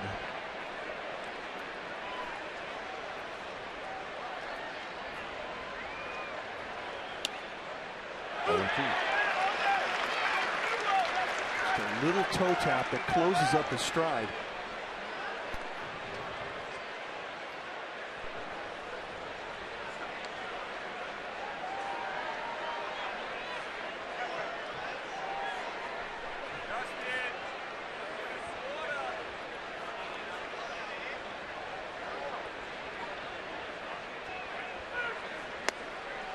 Pitch not close. 1-2 to Tulowitzki.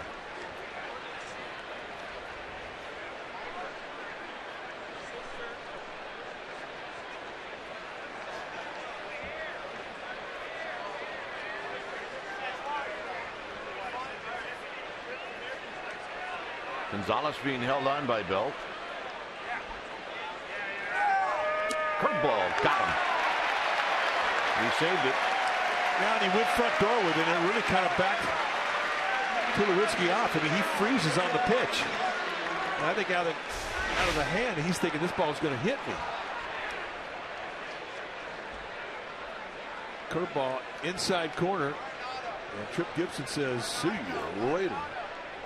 Second time that he has struck Tulowitzki out.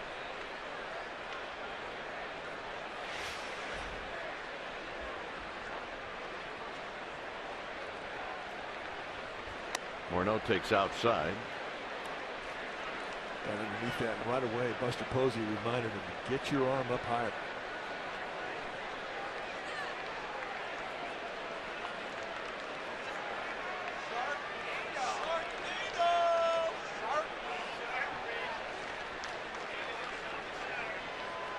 And a quick toss. Gonzalez back easily. Posey is very quick. Watch how he catches this ball, and very quickly with his right arm, he lets the kid know, get your arm up. You're underneath it. You're pushing it. Well, the catcher can tell just by the movement of the pitch. Much better there. Foul. Got up in a higher position. A little corrections you make between each pitch.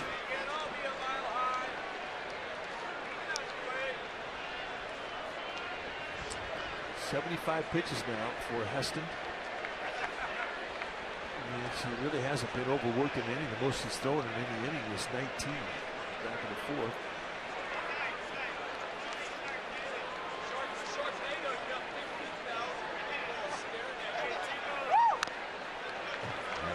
Roll foul, so it's 1-2. And I think that's the label you want to get in this game as a starting pitcher. You want to be an innings eater, guy that you can count on going 6 or more every time you go out there. And the way you do that in this day and age is you've got to keep your pitch count down.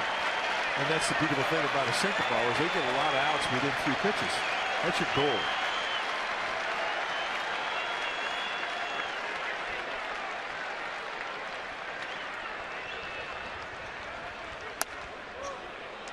Change the sight line on Morneau as he throws that fastball high. Clean the palate of the eye.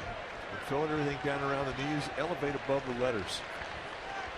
And now you can go right back out there. I don't think Buster Posey wanted that in the strike zone. Hey, you may have had Morneau go out there, but he wants to set up this pitch. Get on the ground to Panic. Panic down to a knee. Got him. Side retired. Bottom of the 6th, Brandon Crawford's going to lead things off.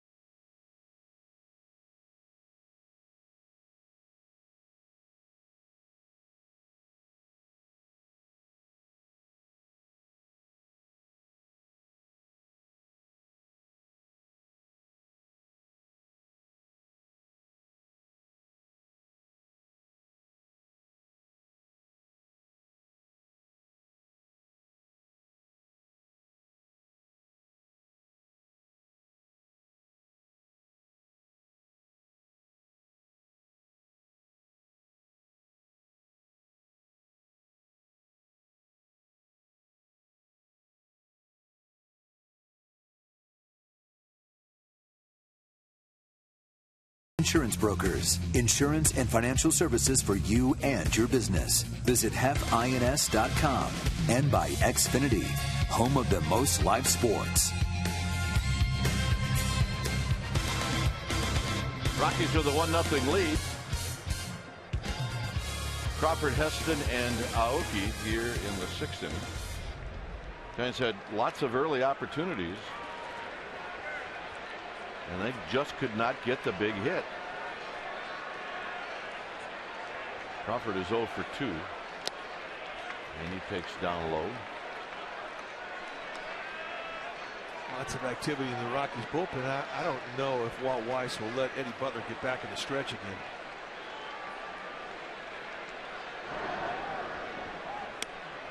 Two 2-0. Close pitch. Henley definitely asking Trip Gibson, the plate umpire, about that pitch. Hundley thought he had a strike. Friedrich and Brown. 3-0.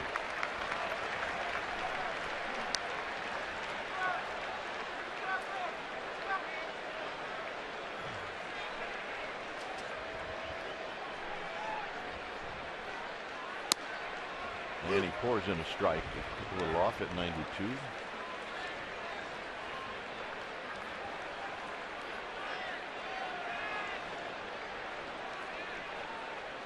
and the walk.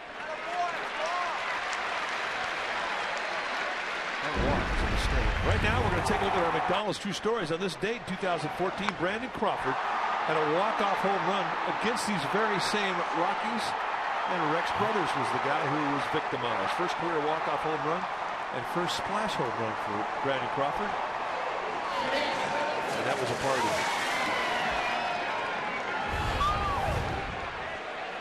So here's Heston, who's going to be asked to bunt.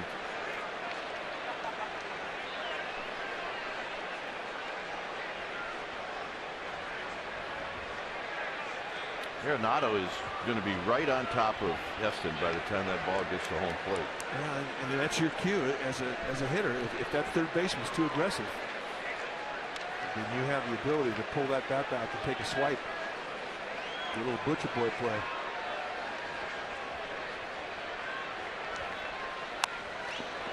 Or avoid him completely. Well, the bunt should go down the first base line.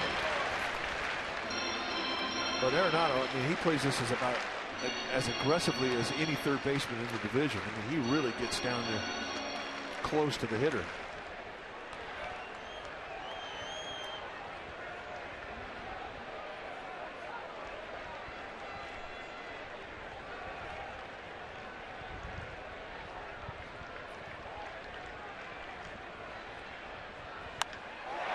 Shoots it to right, but Gonzalez is there. And I think the aggressiveness of Arenado, the third baseman, had everything to do with Bochy letting him swing the bat. I think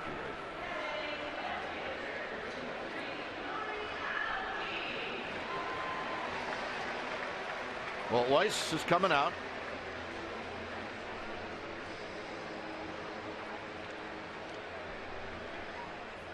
So when it's time for a change, think Speedy Oil Change and Auto Service, your oil change tune-up and brake experts. We'll be back.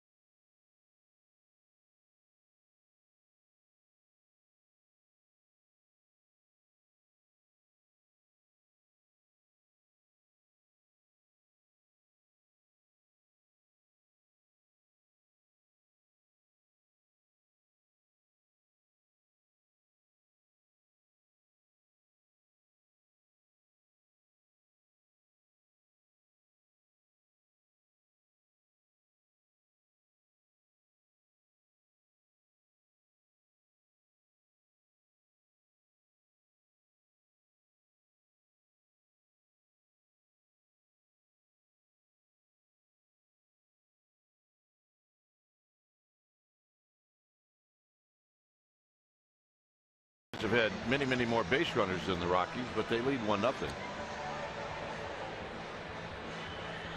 The pitcher now for the Rockies will be Brooks Brown. Take out one sinker baller and you bring in another sinker baller. Brown, 6'3", 205-pounder.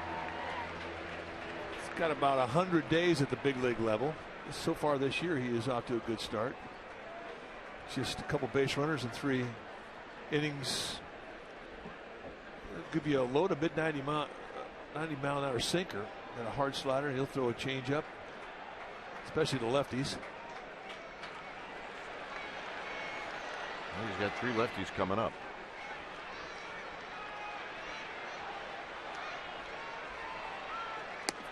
And a strike. Aoki on base 3 times today. His on base percentage since the start of the season at a very cool 500.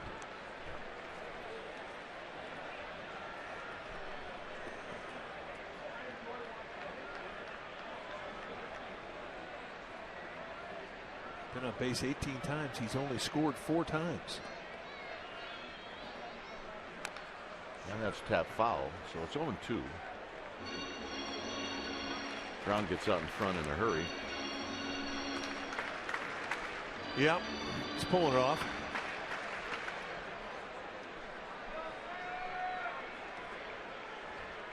Got a plantation over in Pacifica. I think he does. No balls and 2 strikes.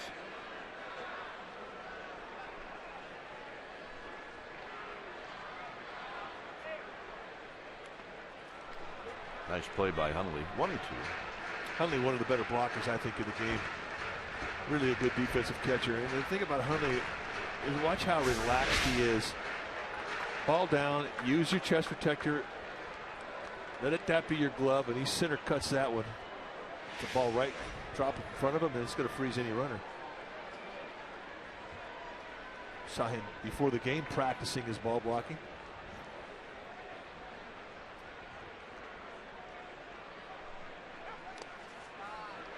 Two and 2.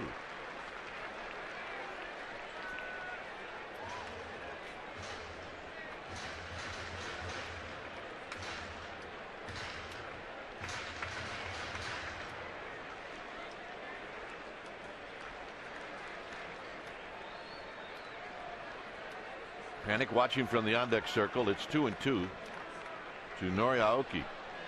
Crawford with his lead. Does he go? He does not. Tap third, and it kicks foul. That doesn't kick foul. That's a problem for the Rockies.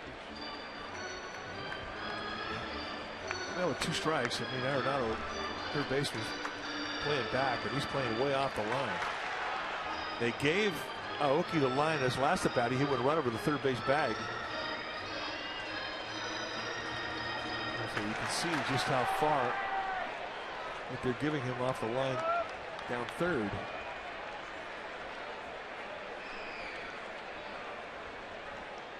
You say, why did they give him that? Well, they've got a lot of data on him that says that's where he hits the ball, where Arenado is.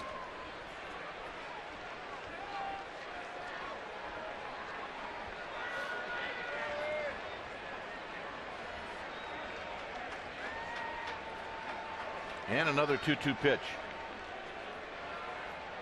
Maybe not. There's Latch. Nate Latchman, been around a long time. Good baseball man. You can see all the information that they have there, and he sets the defense.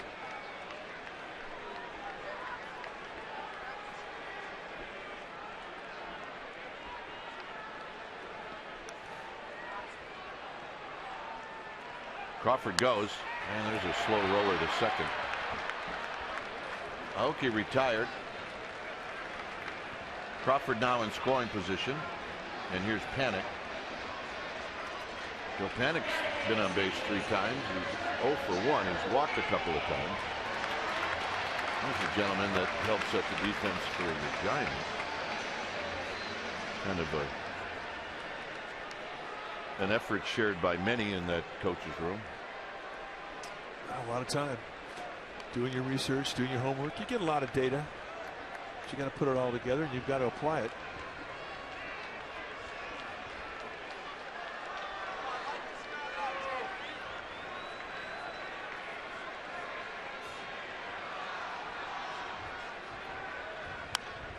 Panic lifts this one out of play. And then there's the voice of accountability. Because remember, Brian Sabian's a scout. And if somebody beats you because of defense, he's going to want to know. Especially if you've been given the data.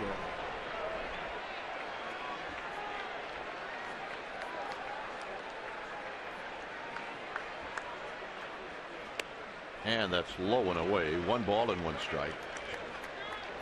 Just saw a shot of that child being held by the father. Kind of looked like me and you on the plane last night coming home. Yeah, I know. You got the drool bead on my shirt that was about 8 inches wide.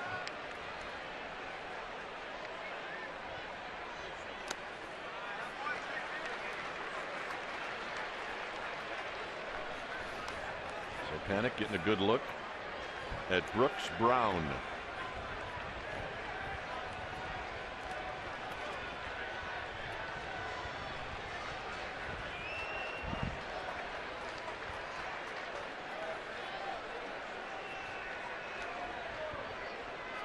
Brown at the belt.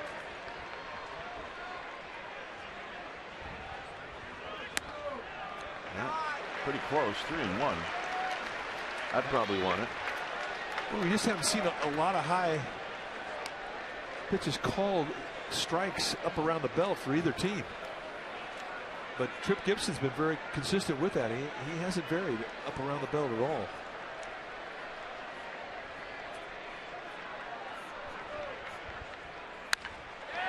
Morneau's got it, and that'll end the inning. We will head to the 7th. It remains 1-0.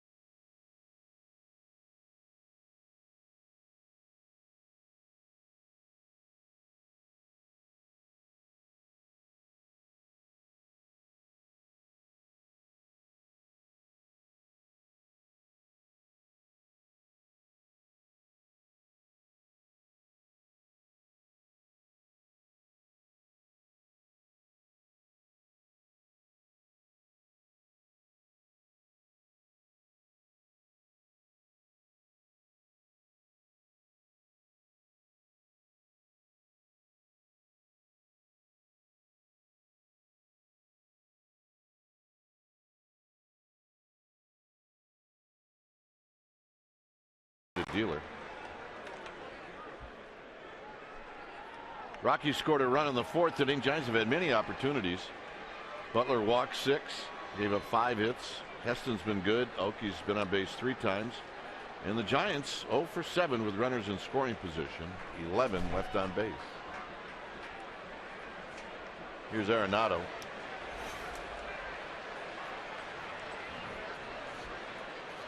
Arenado waves at that breaking ball, and it's 0-1. Saw a lot of swing and misses at that same type of curveball that he's throwing today when he had his first start against the Diamondbacks in Arizona.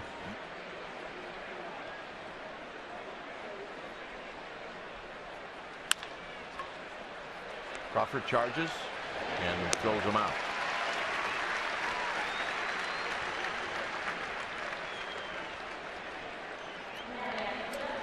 Now with 1 out here in the 7th. I mean, Heston's already done what Bruce Bochy needed him to do. He needed to eat some innings up. He needed to take a little heat off of the bullpen. And you can think about the last 2 games have been short starts. 3 from Madison Bumgarner 2 nights ago, and then yesterday Jake Peavy went 4. So Heston taking the ball into the 7th has really helped his bullpen out. Not to mention he's given his team a chance to win. No days off until a week from today.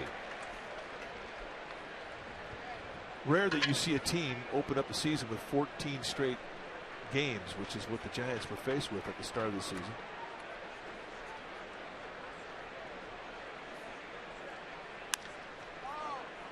Roll to panic.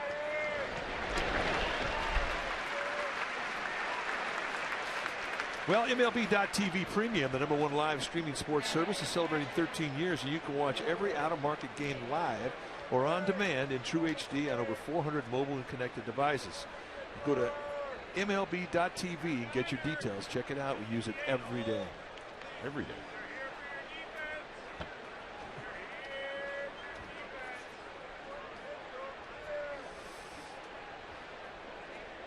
Here's Hundley.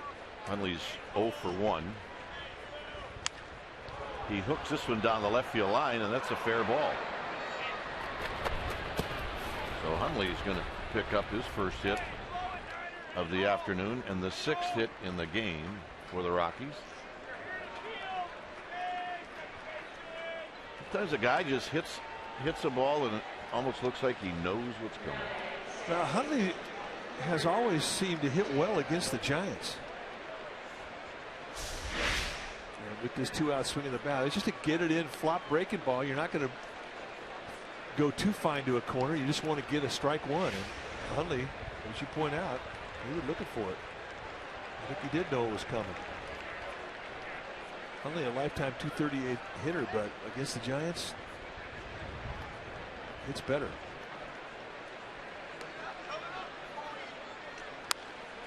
Here's LeMahieu, and he fouls it out of play. I wouldn't go back middle in that same location with that same speed as this guy. Posey wanted that thing in the outside corner. It got a little leaky, and I think Heston got away with one there. Hasn't made many location mistakes, but that last one was a mistake.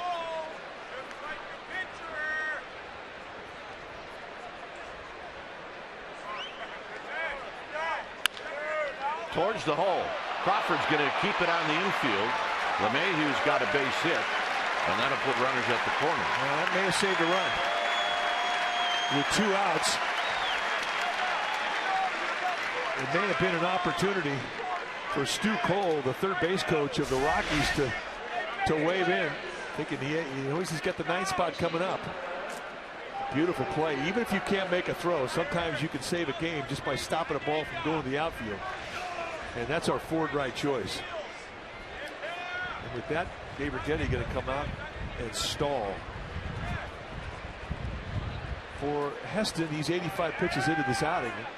And Dave Righetti wants to give Jeremy Affeldt some time to heat up. And now plate umpire Trip Gibson going to come out and break it up.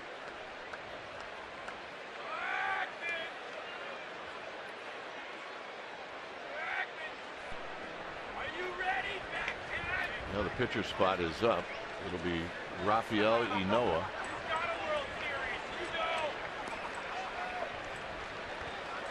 Well, you ask how's Inoa doing? Well, he's 0 for 2.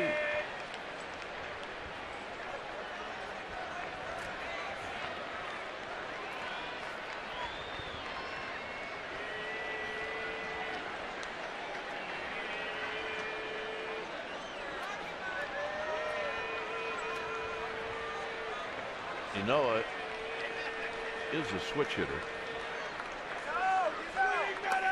And he takes a breaking ball down low. Runs pretty well. Hundley at third. At first is LeMahieu.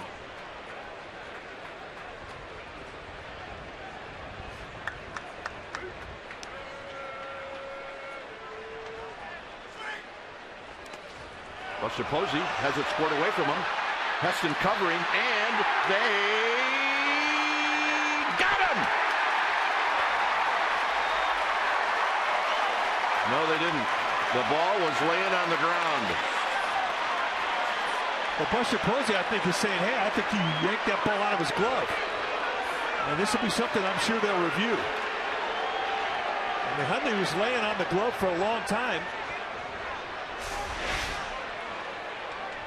They got there in plenty of time. The glove goes down, and he's out.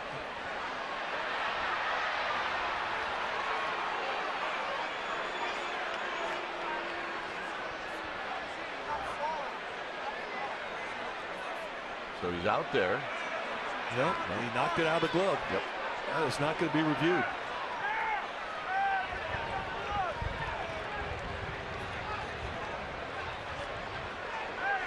Got to hang on to that ball.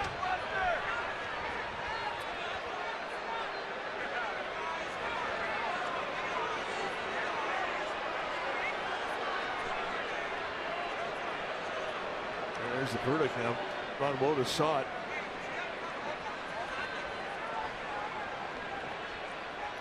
And they're going to look at it.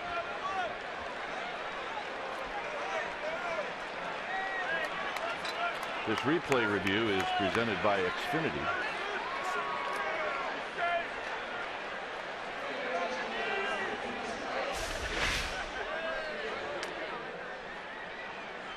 And he gets him right here, but you can see it's right there at the tip of his web, and the shoe kind of kicks the ball, and that's what dislodges it from the glove.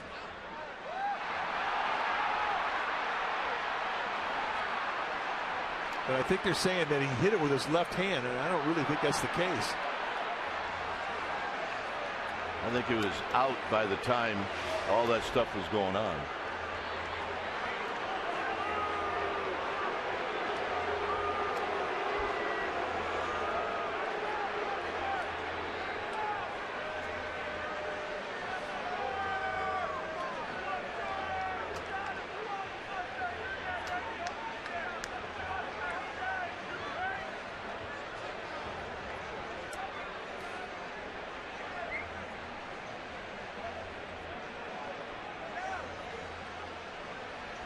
Now this should be a quick review.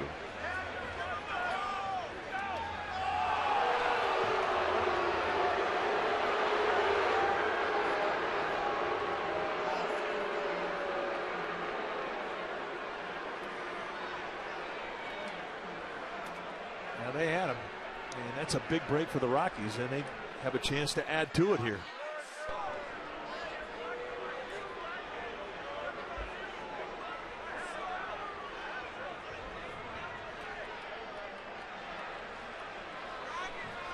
So it's 2-0 to Ynoa.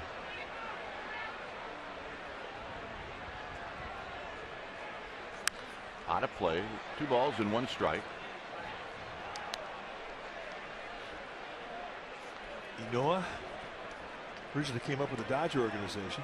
Been around since 2006. Rockies got him in 2013 as a minor league free agent.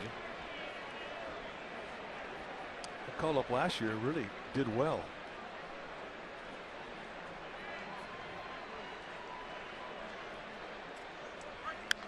Out of play, 2-2.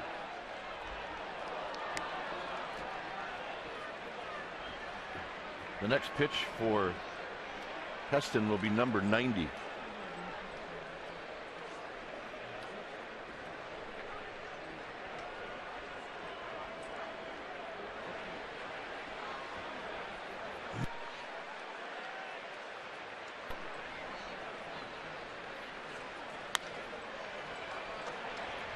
To Pagan in center field, and that'll end the inning. 2-out damage done by the Rockies. We'll head to the bottom of the 7th. It's 2-0 Colorado.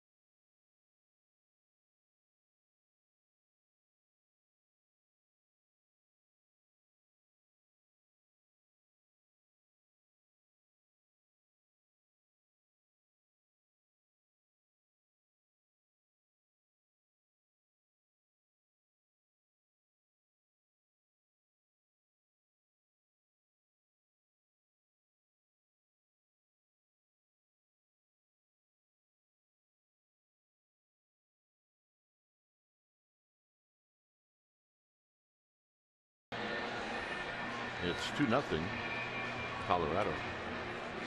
When it's time for a change, think Speedy Oil Change and Auto Service. Your oil change tune-up and brake experts. Christian Friedrich, the left-handed new pitcher now for the Rockies. Friedrich, 6'4", 215-pounder, 26 years of age, in his second year at the big league level. This guy was a starting pitcher throughout most of his career. He even made 16 starts for the Rockies in 2012. But last year they converted him to the bullpen, and he's found a nice home. You can see what he's done in 3 games. He's been good. Just 4 base runners allowed, 3 1/3. You're going to see a low to mid-90s fastball with a good curveball, slider, changeup. The 4 pitches you would see normally from a starting pitcher, but a very high slot. I mean, he's a high 3/4 release. And Pagan on the first pitch. Bounces 1-2 Morneau. Pagan looked like he was unhappy. Maybe the bat slipped out of his hand. After started to head down to the bullpen. Here's Buster Posey. Probably going to be the afternoon for Chris Heston, who really, for the second time in a row, pitched beautifully.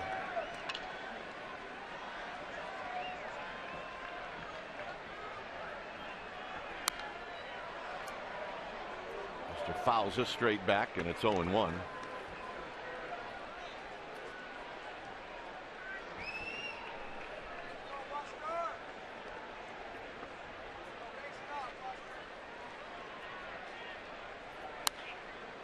Oh, 2.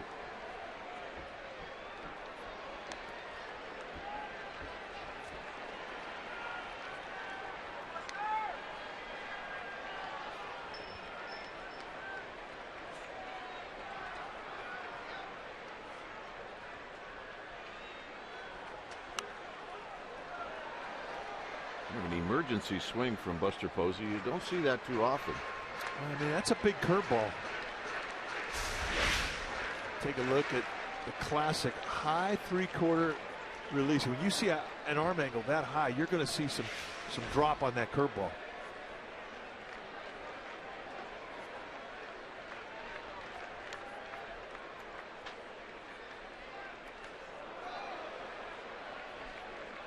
Pretty easy take right there. Indeed it is. 1-2. Get an 0-2 count. I mean, you hate to give up an 0-2 advantage to that type of a lure, because the fish ain't biting that one.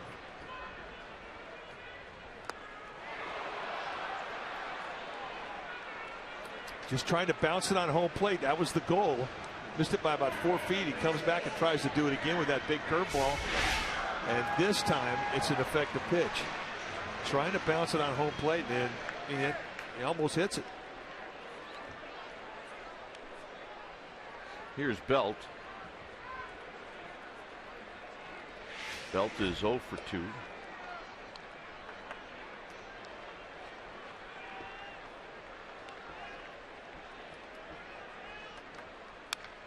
And Belt fouls it back. He had a good swing.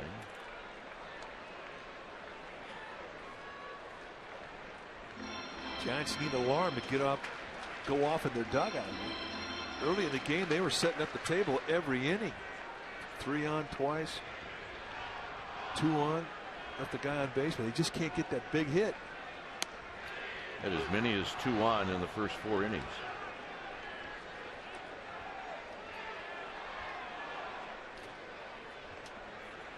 The Giants have left 11. Left 8 through 3, 9 through 4. 1-2 to Belt. Justin Maxwell's on deck.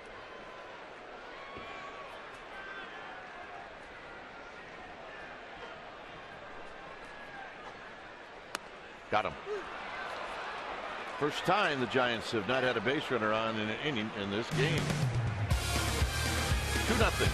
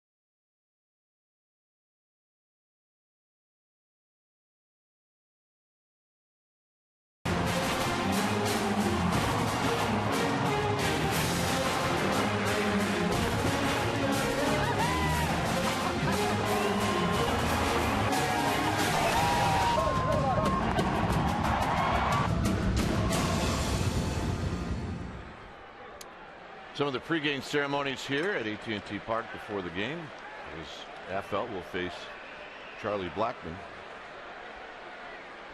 When it's time for a change, think Speedy Oil Change and Auto Service, your oil change tune-up and brake experts. Fourth time that Affeldt has come into a game. For Affeldt, low 90 sink, big curveball and a split.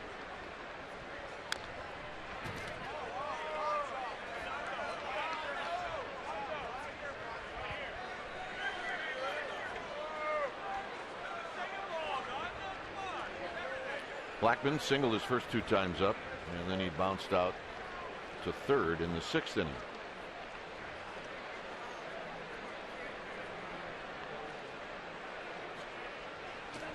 Low and away, 1 ball and 1 strike.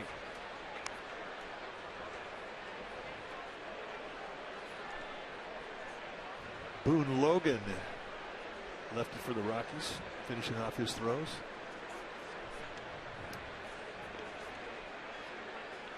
Hit on the ground to Panic, and Panic will make the play. All right, let's check in with Amy G. Amy. All right, gentlemen, as you well know, Bruce Bochy being tested early this season with injuries. Also, with what you guys just mentioned, 14 consecutive games, which has not given him the chance to give his players the rest that he would like to be able to do when he starts the season. He's known for giving his starters some rest at the beginning to ease them into the season. While he's only able to give Pagan a day of rest so far, he did say he has to give Crawford and Buster a rest on this homestand. An interesting note, Bruce said today, by the time the Giants get their first day off Monday, the Cardinals will have had 4 days off. Gentlemen? Amy doing it again with the bad news. Yeah, that's bad news. Now I'm really upset. I was feeling pretty good there for a while. Well, it is an unusual thing to see a team have 14 games in a row to start a year.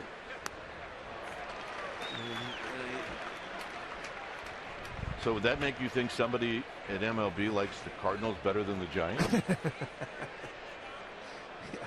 That's exactly what I'm saying. Do we have to send Katie Feeney some type of a message? Yeah, I think we do. Crawford's going back, and that's going to be a base hit. As Gonzalez hit that one and broke his bat. I mean, Matheny's a likable guy. Don't get me wrong. Mike Matheny, the skipper for the Cardinals. Well, we love the guys. I don't wish them to not have 4 days off. I just wish the Giants had 1. So that's how you treat the world champion? Yeah. You make it harder for them. That's the deal. Just kidding. Here's Tulowitzki. Kind of. Yeah, kind of.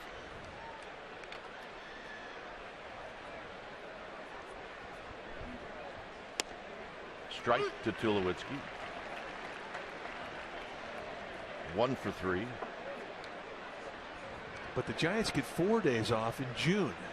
So somewhere down the line, you're going to make up for it. Cardinals probably don't get any then in June. I bet they get 1. Hit out to Pagan.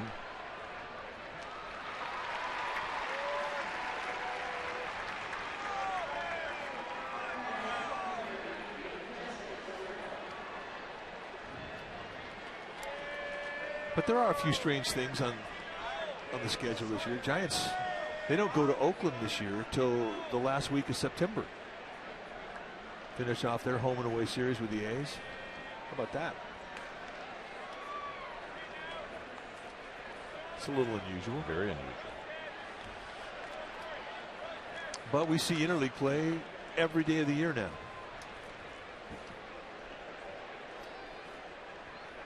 They put both 15 teams in both leagues. That's what happened. Crawford going out, and Crawford can't grab it. Nobody at second, so Morneau's going to get into second.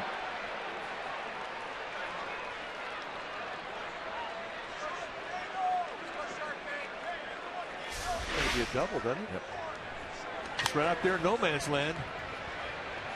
The guy looked like he initially broke back on the ball. It was going to be Crawford, who's usually pretty good going over his shoulder, but a lot of sun here. Not an easy sky, a lot of wind. And Morneau winds up with a 2-bagger just off the thumb of Brandon Crawford.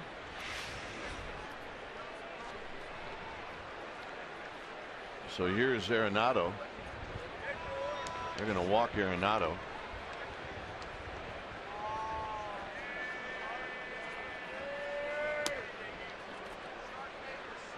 And pitch to Dickerson.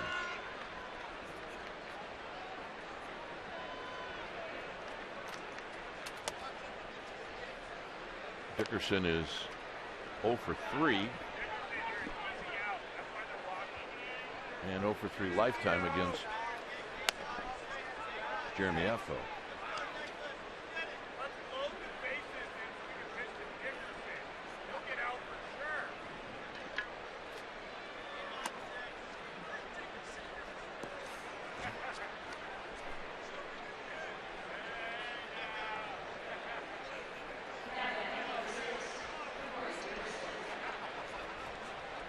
So here's Dickerson.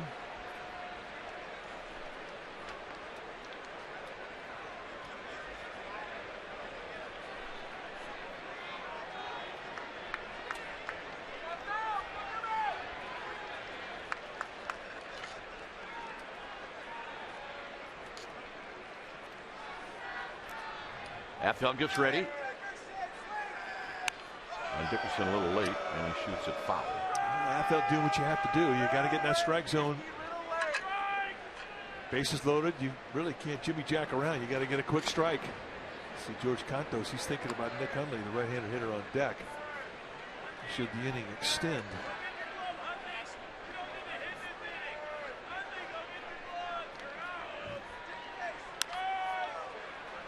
This is hit to Panic, and Panic will make the play at first. So Afel wiggles out of trouble. Giants looking to score some runs. Blanco's going to lead things off.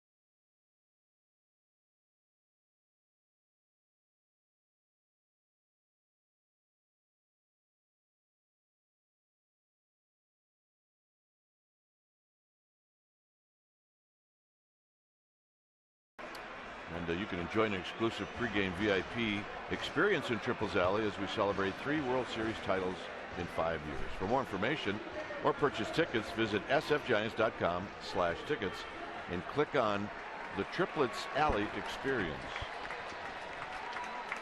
When it's time for a change, think Speedy Oil Change and Auto Service, your oil change tune-up and brake experts. Boone Logan, new pitcher now for the Rockies. Take a look at what he has done. Off to a great start. Trying to bounce back after last year's disappointing year. And here he throws a strike to Justin Maxwell, who's pinch hitting for Gregor Blanco.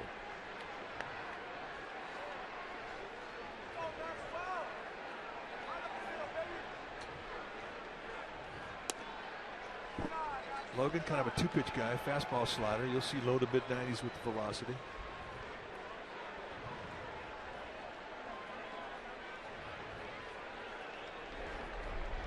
Last year he really struggled.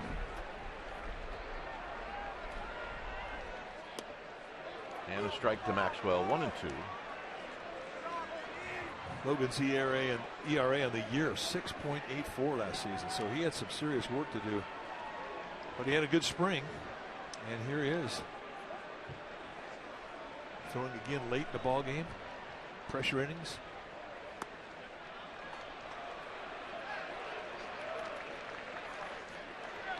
So 2-2 on the no swing call by Brian Gorman.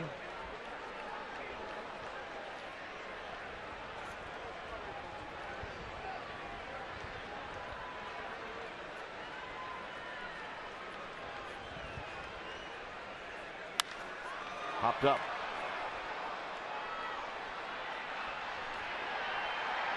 Gonzalez makes the catch. It's not that easy. A three-time Gold Glove winner. Here's the big fist. Stay tuned immediately after Giants baseball for Eastern's Giants post-game. Live, highlights, reaction, analysis. It's all coming up right after the game. Here's Duffy.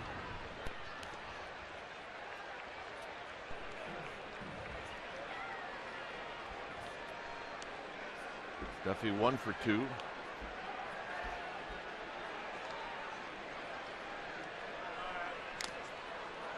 Fouled at the plate. Now Romo joins Cantos.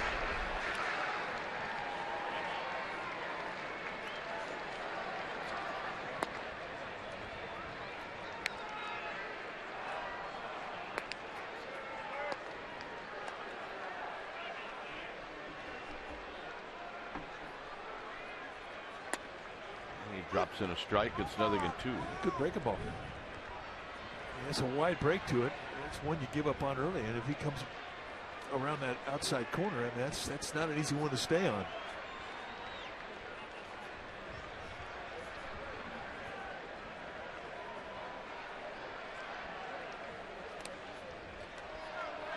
Trying to bounce that breaking ball on home plate.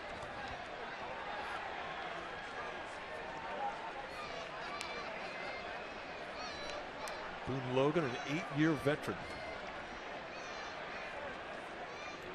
Originally came over with the White Sox, spent some time in Atlanta.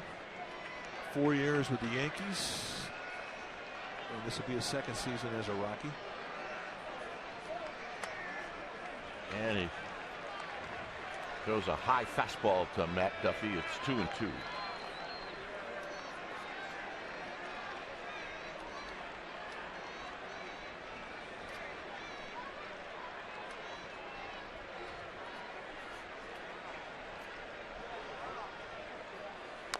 Tapped. 2 outs.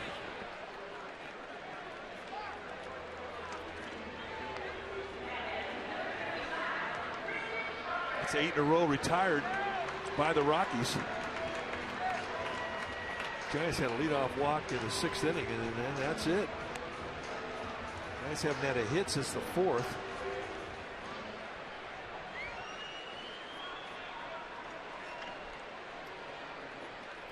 Joaquin Arias comes out in the on-deck circle. Here's Crawford. Crawford is 0 for 2. He had that leadoff walk in the 6th inning.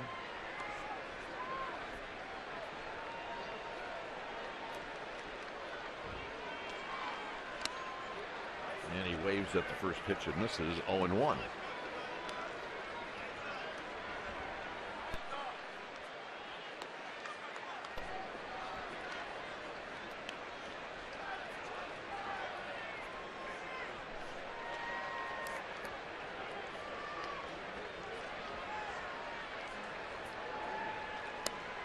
Two good breaking balls.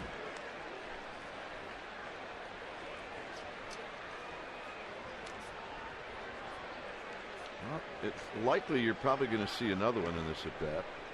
Whether it's here or not, that remains to be seen. Yeah, he likes to go in the dirt when he's ahead 0-2 with that breaking ball. Fouled at the plate. Last year, Brandon Crawford really opened up everybody's eyes with the way he hit against lefties. I mean, he dominated. Hit over 300 against left-handed pitching. Put a lot of balls in left field.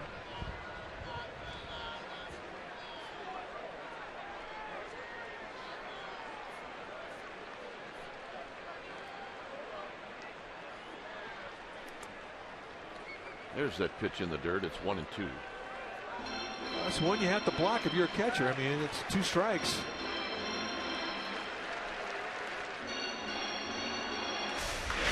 You never know if a guy's going to swing at this. You got to cover it up if you're a catcher. And that's when you earn your paycheck. Scud.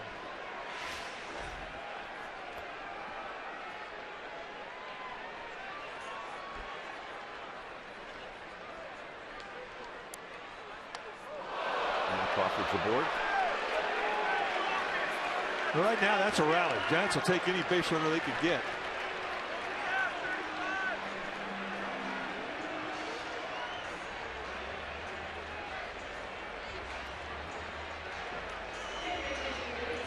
So here's Arias.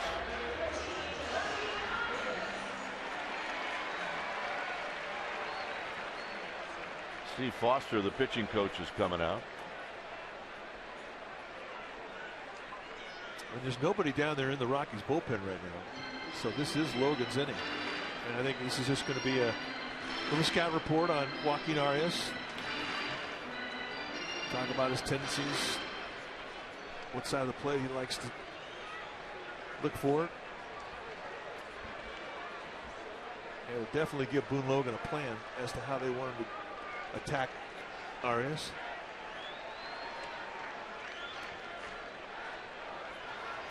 Arias has never faced Logan before.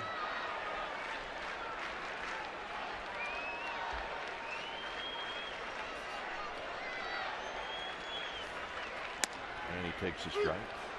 Again, by way of the back door, that big, wide, sweeping breaker ball. He's got a nice feel for it.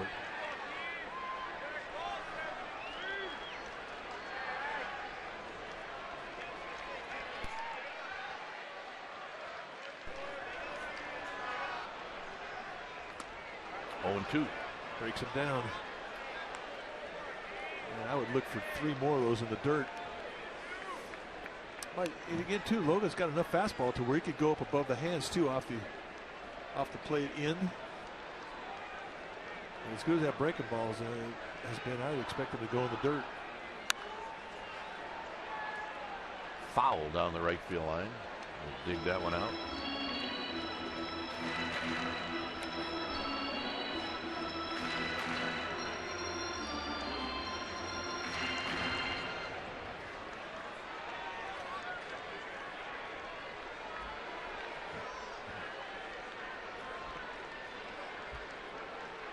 Oh, 2 to Arias.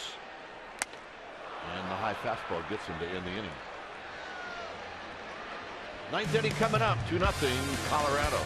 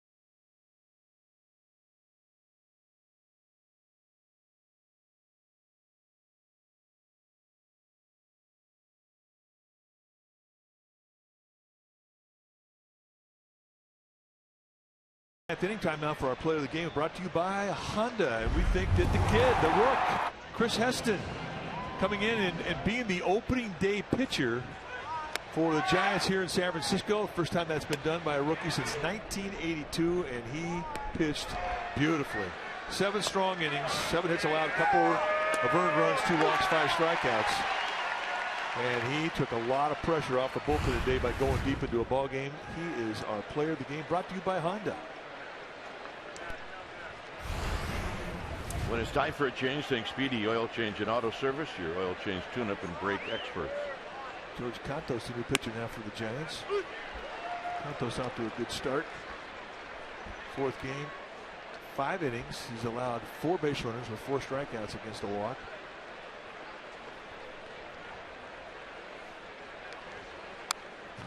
And Hundley fouls it back. Hundley had a 2-out double in the 7th and ended up scoring the 2nd run of the game.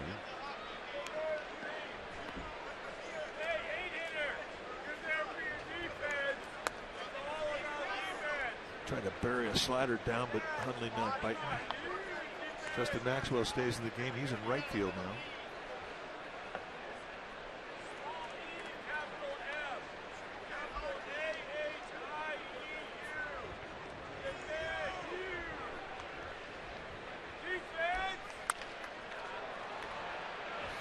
That's going to fall softly in front of Maxwell for a leadoff single. It's a 2-hit day for Hundley, 2 for 3 with a walk.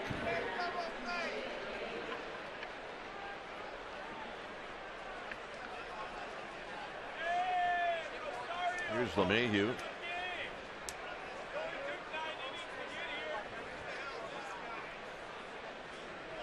I mean, you have a 2-run lead. It's always a bunt situation if you're trying to add on if you're Walt Weiss, but LeMahieu has just been red hot. Doubtful that they would bunt him because of how well he's swinging the bat. But right on cue, he shows bunt.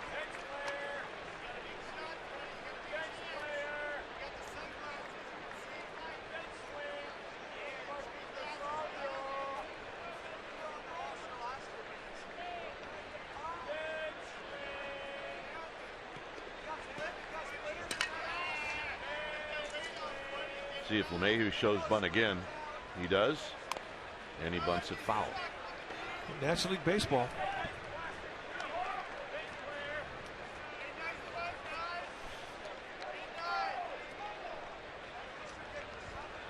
Was that frustrating for you as a hitter if you had a good swing going and you were hot and they asked you to bunt? No, not if you know what your job is.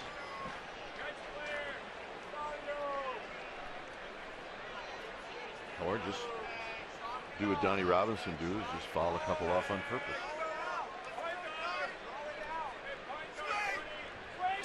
In tight, 1-2. Which he always denied. We weren't buying it. But we were not buying it. Donnie Robinson really was the best hitting pitcher that we ever had as a teammate.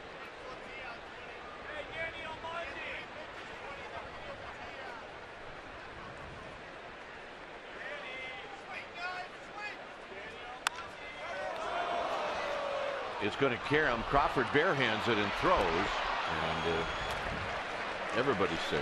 Nice effort, however. It's a 3-hit day now for LeMahieu. He came in hitting .480.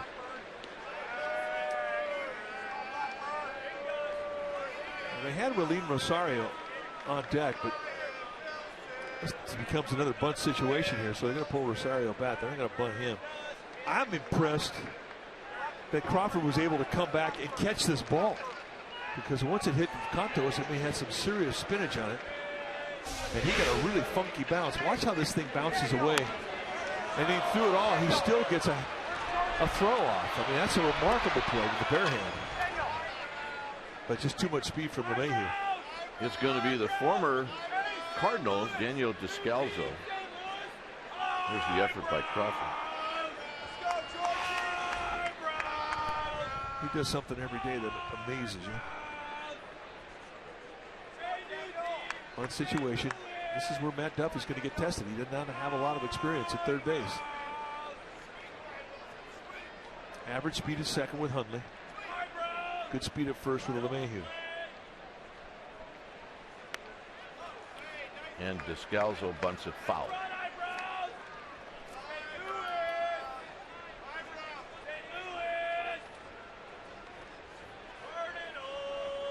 Descalzo from Redwood City at the St. Francis High School in Mountain View.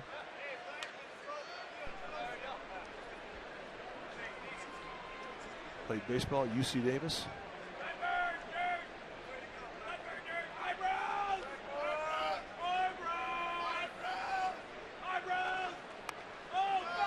Always like that story about Descalzo. He came up with the Cardinals, and every time that the Cardinals would come in to play the Giants, he'd leave passes for his friends. And they'd show up in Giants gear. He didn't like that. We'll shrink the pass list in our family. Yeah, that's a rules violation right there.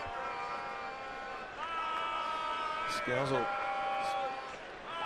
parts of 5 seasons with the Cardinals. He's in his 5th year at the big league level.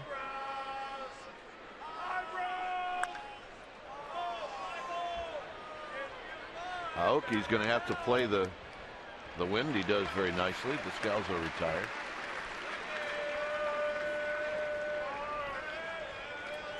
And here's Blackman, and Bruce Bochy's going to come out. The 2 left-handed hitters coming up, Blackman and Gonzalez. So Lopez heading in. Contos will depart. So will we, but we will be back.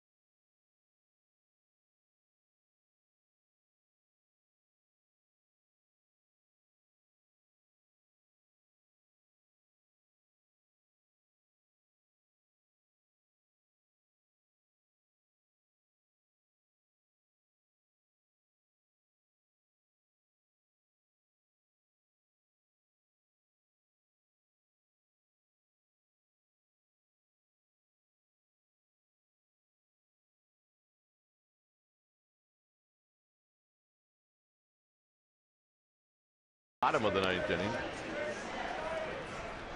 And it's going to be up to Lopez. Going to inherit runners at first and second. Javier Lopez coming in now for the 4th time this year. For Lopez, 4 types of pitches: fastball, curveball, slider, changeup. And he'll use 3 or 4 different arm angles just to stay in shape. So it's not going to be Blackman. No. So it'll be Drew Stubbs.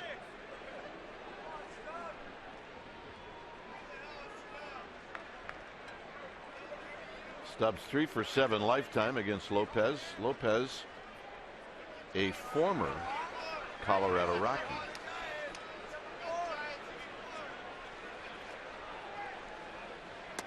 And a strike at the knees.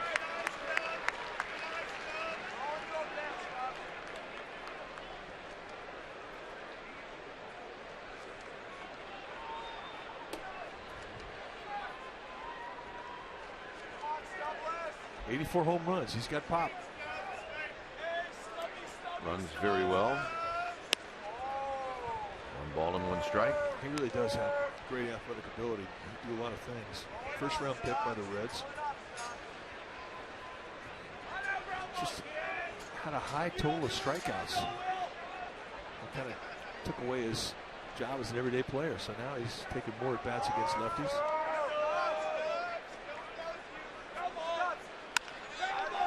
Crawford going to wrestle this one. They'll get one, and that's it. I mean, it's hard to be calm when you have a lot going on. And LeMahieu can run. And remember, he's getting a big lead with runners at first and second. Ball hit right on the nose. Comes up, hits him low on the heel. Separate the hands. Let it drop. Go to a bare hand. And still has time to get the ball with a panic. So no chance for the double play, but they do get the force. And they get an out. So here's Gonzalez. Gonzalez is 3 for 18 lifetime against Lopez. And the first pitch is low and away, 1-0. For the Giants in the bottom of this inning, they'll have the top of the order, Nori Aoki, to lead things off, with Rafael Betancourt in the bullpen getting loose.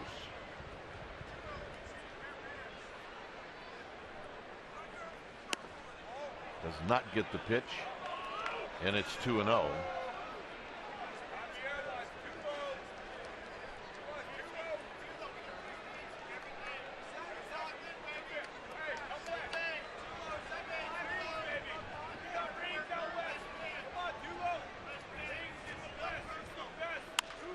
Tap to Crawford. He'll step on the bag, and that'll end the inning. Top of the order coming up. 2 to tie, 3 to head home. 2-0 Rockies.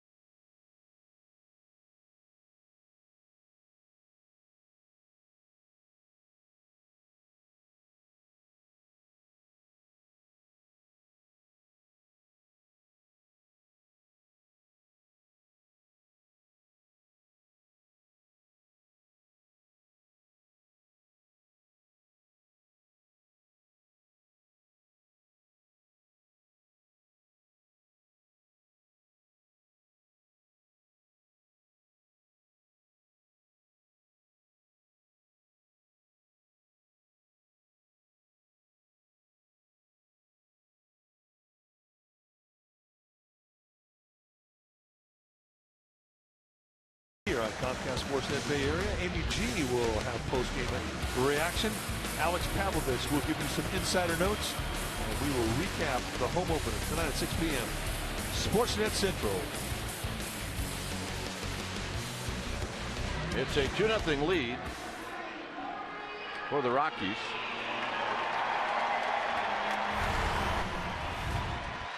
New pitcher now for the Rockies will be Rafael Betancourt. That's right, a familiar name. Stalled last year with an injury, and he is back, and this is going to be his first attempt at a save. LaTroy Hawkins had been the closer, but he fell in a couple of rough outings, and he has been replaced. Betancourt, you see a fastball, low 90s. He'll cut the ball, give you a slider, and is a very deliberate worker. Slow. Norioki's been on base 3 times.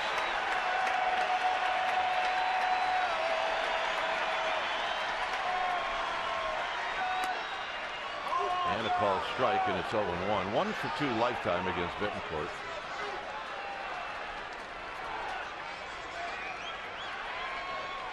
Stubbs is now in center field.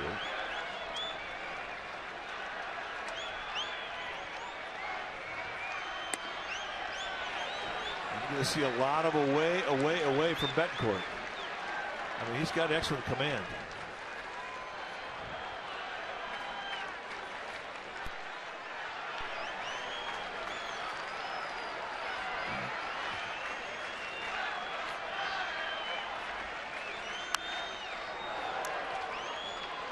And that foul back and out of play. So now it's 1-2.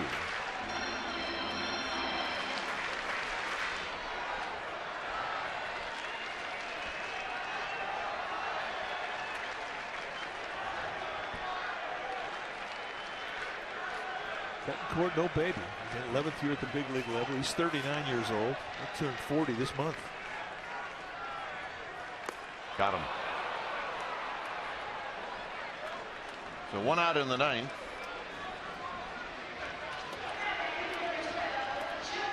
And here's Joe Panik.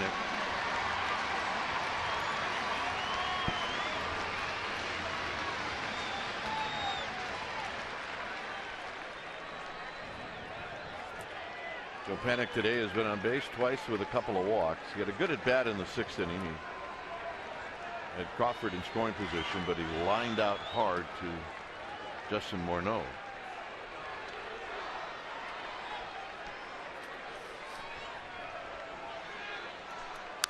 Foul back.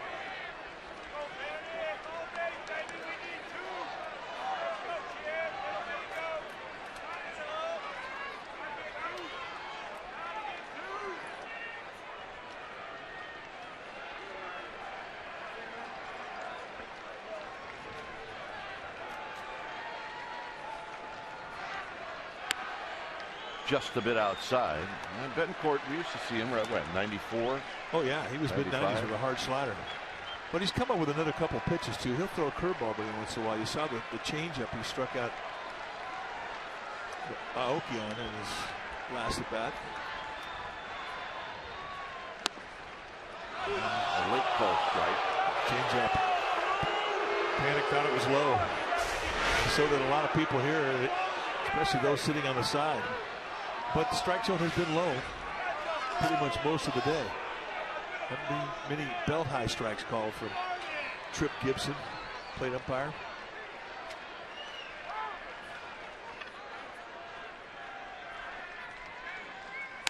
And Panik takes wide, so as a hitter it really forces you to make sure you protect.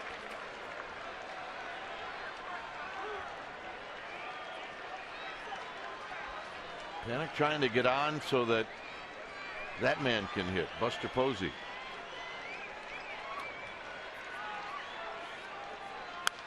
And he fouls it out of play. He did well to hang on to a piece of that ball. I mean, he was out front. It was a good changeup. Betancourt, I mean, he would paint that outside corner.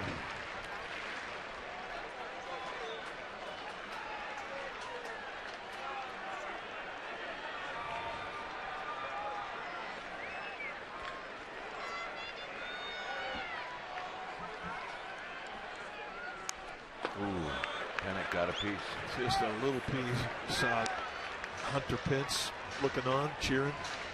It's his job right now for a couple more weeks. Fans are hoping right around May 1st he gets back, but still some pain in the arm.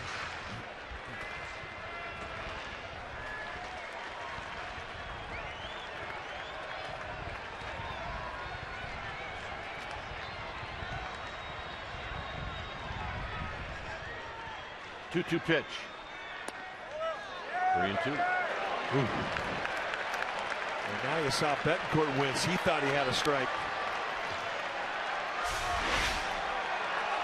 Fastball just a wee bit outside. It was definitely high enough.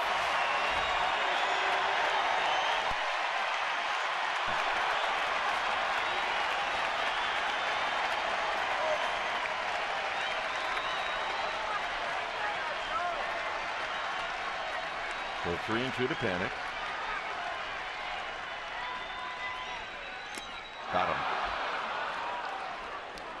Fastball at 88. That's how you take advantage of a 2-0 lead. You put the pressure on the hitter, and Panik strikes out.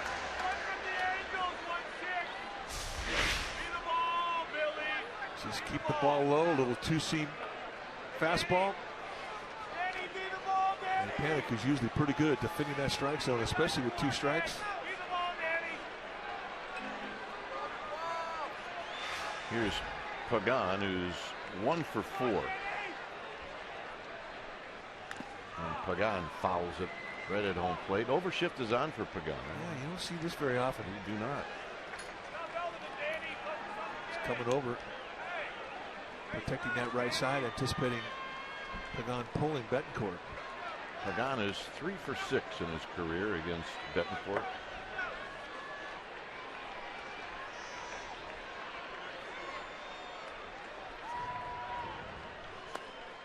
One ball and 1 strike. Well, he's not throwing the slider anymore. Nope. Prior to hurting his elbow and having the Tommy John surgery, Betancourt was a fastball slider guy. And now he's throwing more changeups, using that for a specialty pitch off the fastball.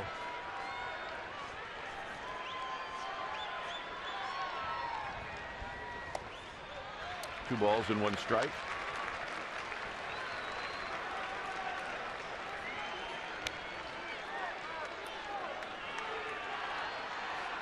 Buster Posey wants to hit.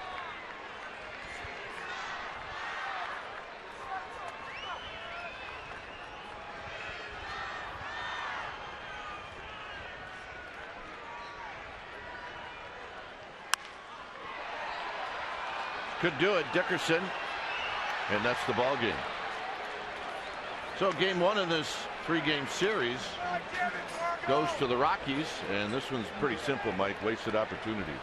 Well, they had plenty of them. I mean, they stranded 8 runners in 3 innings, 10 runners in 5 innings, and on the day they strand 12, and they just could not come up with that big hit. And it really does kind of ruin a great outing from Chris Heston, the rookie, who really pitched beautifully today. And it ruins a nice day here at the park where a lot of things went on before the game. All right, final score, Rockies 2, Giants nothing. Thanks for joining us. Stay tuned. Esurance Giants postgame live with interviews on the wrap. That's going to start right now.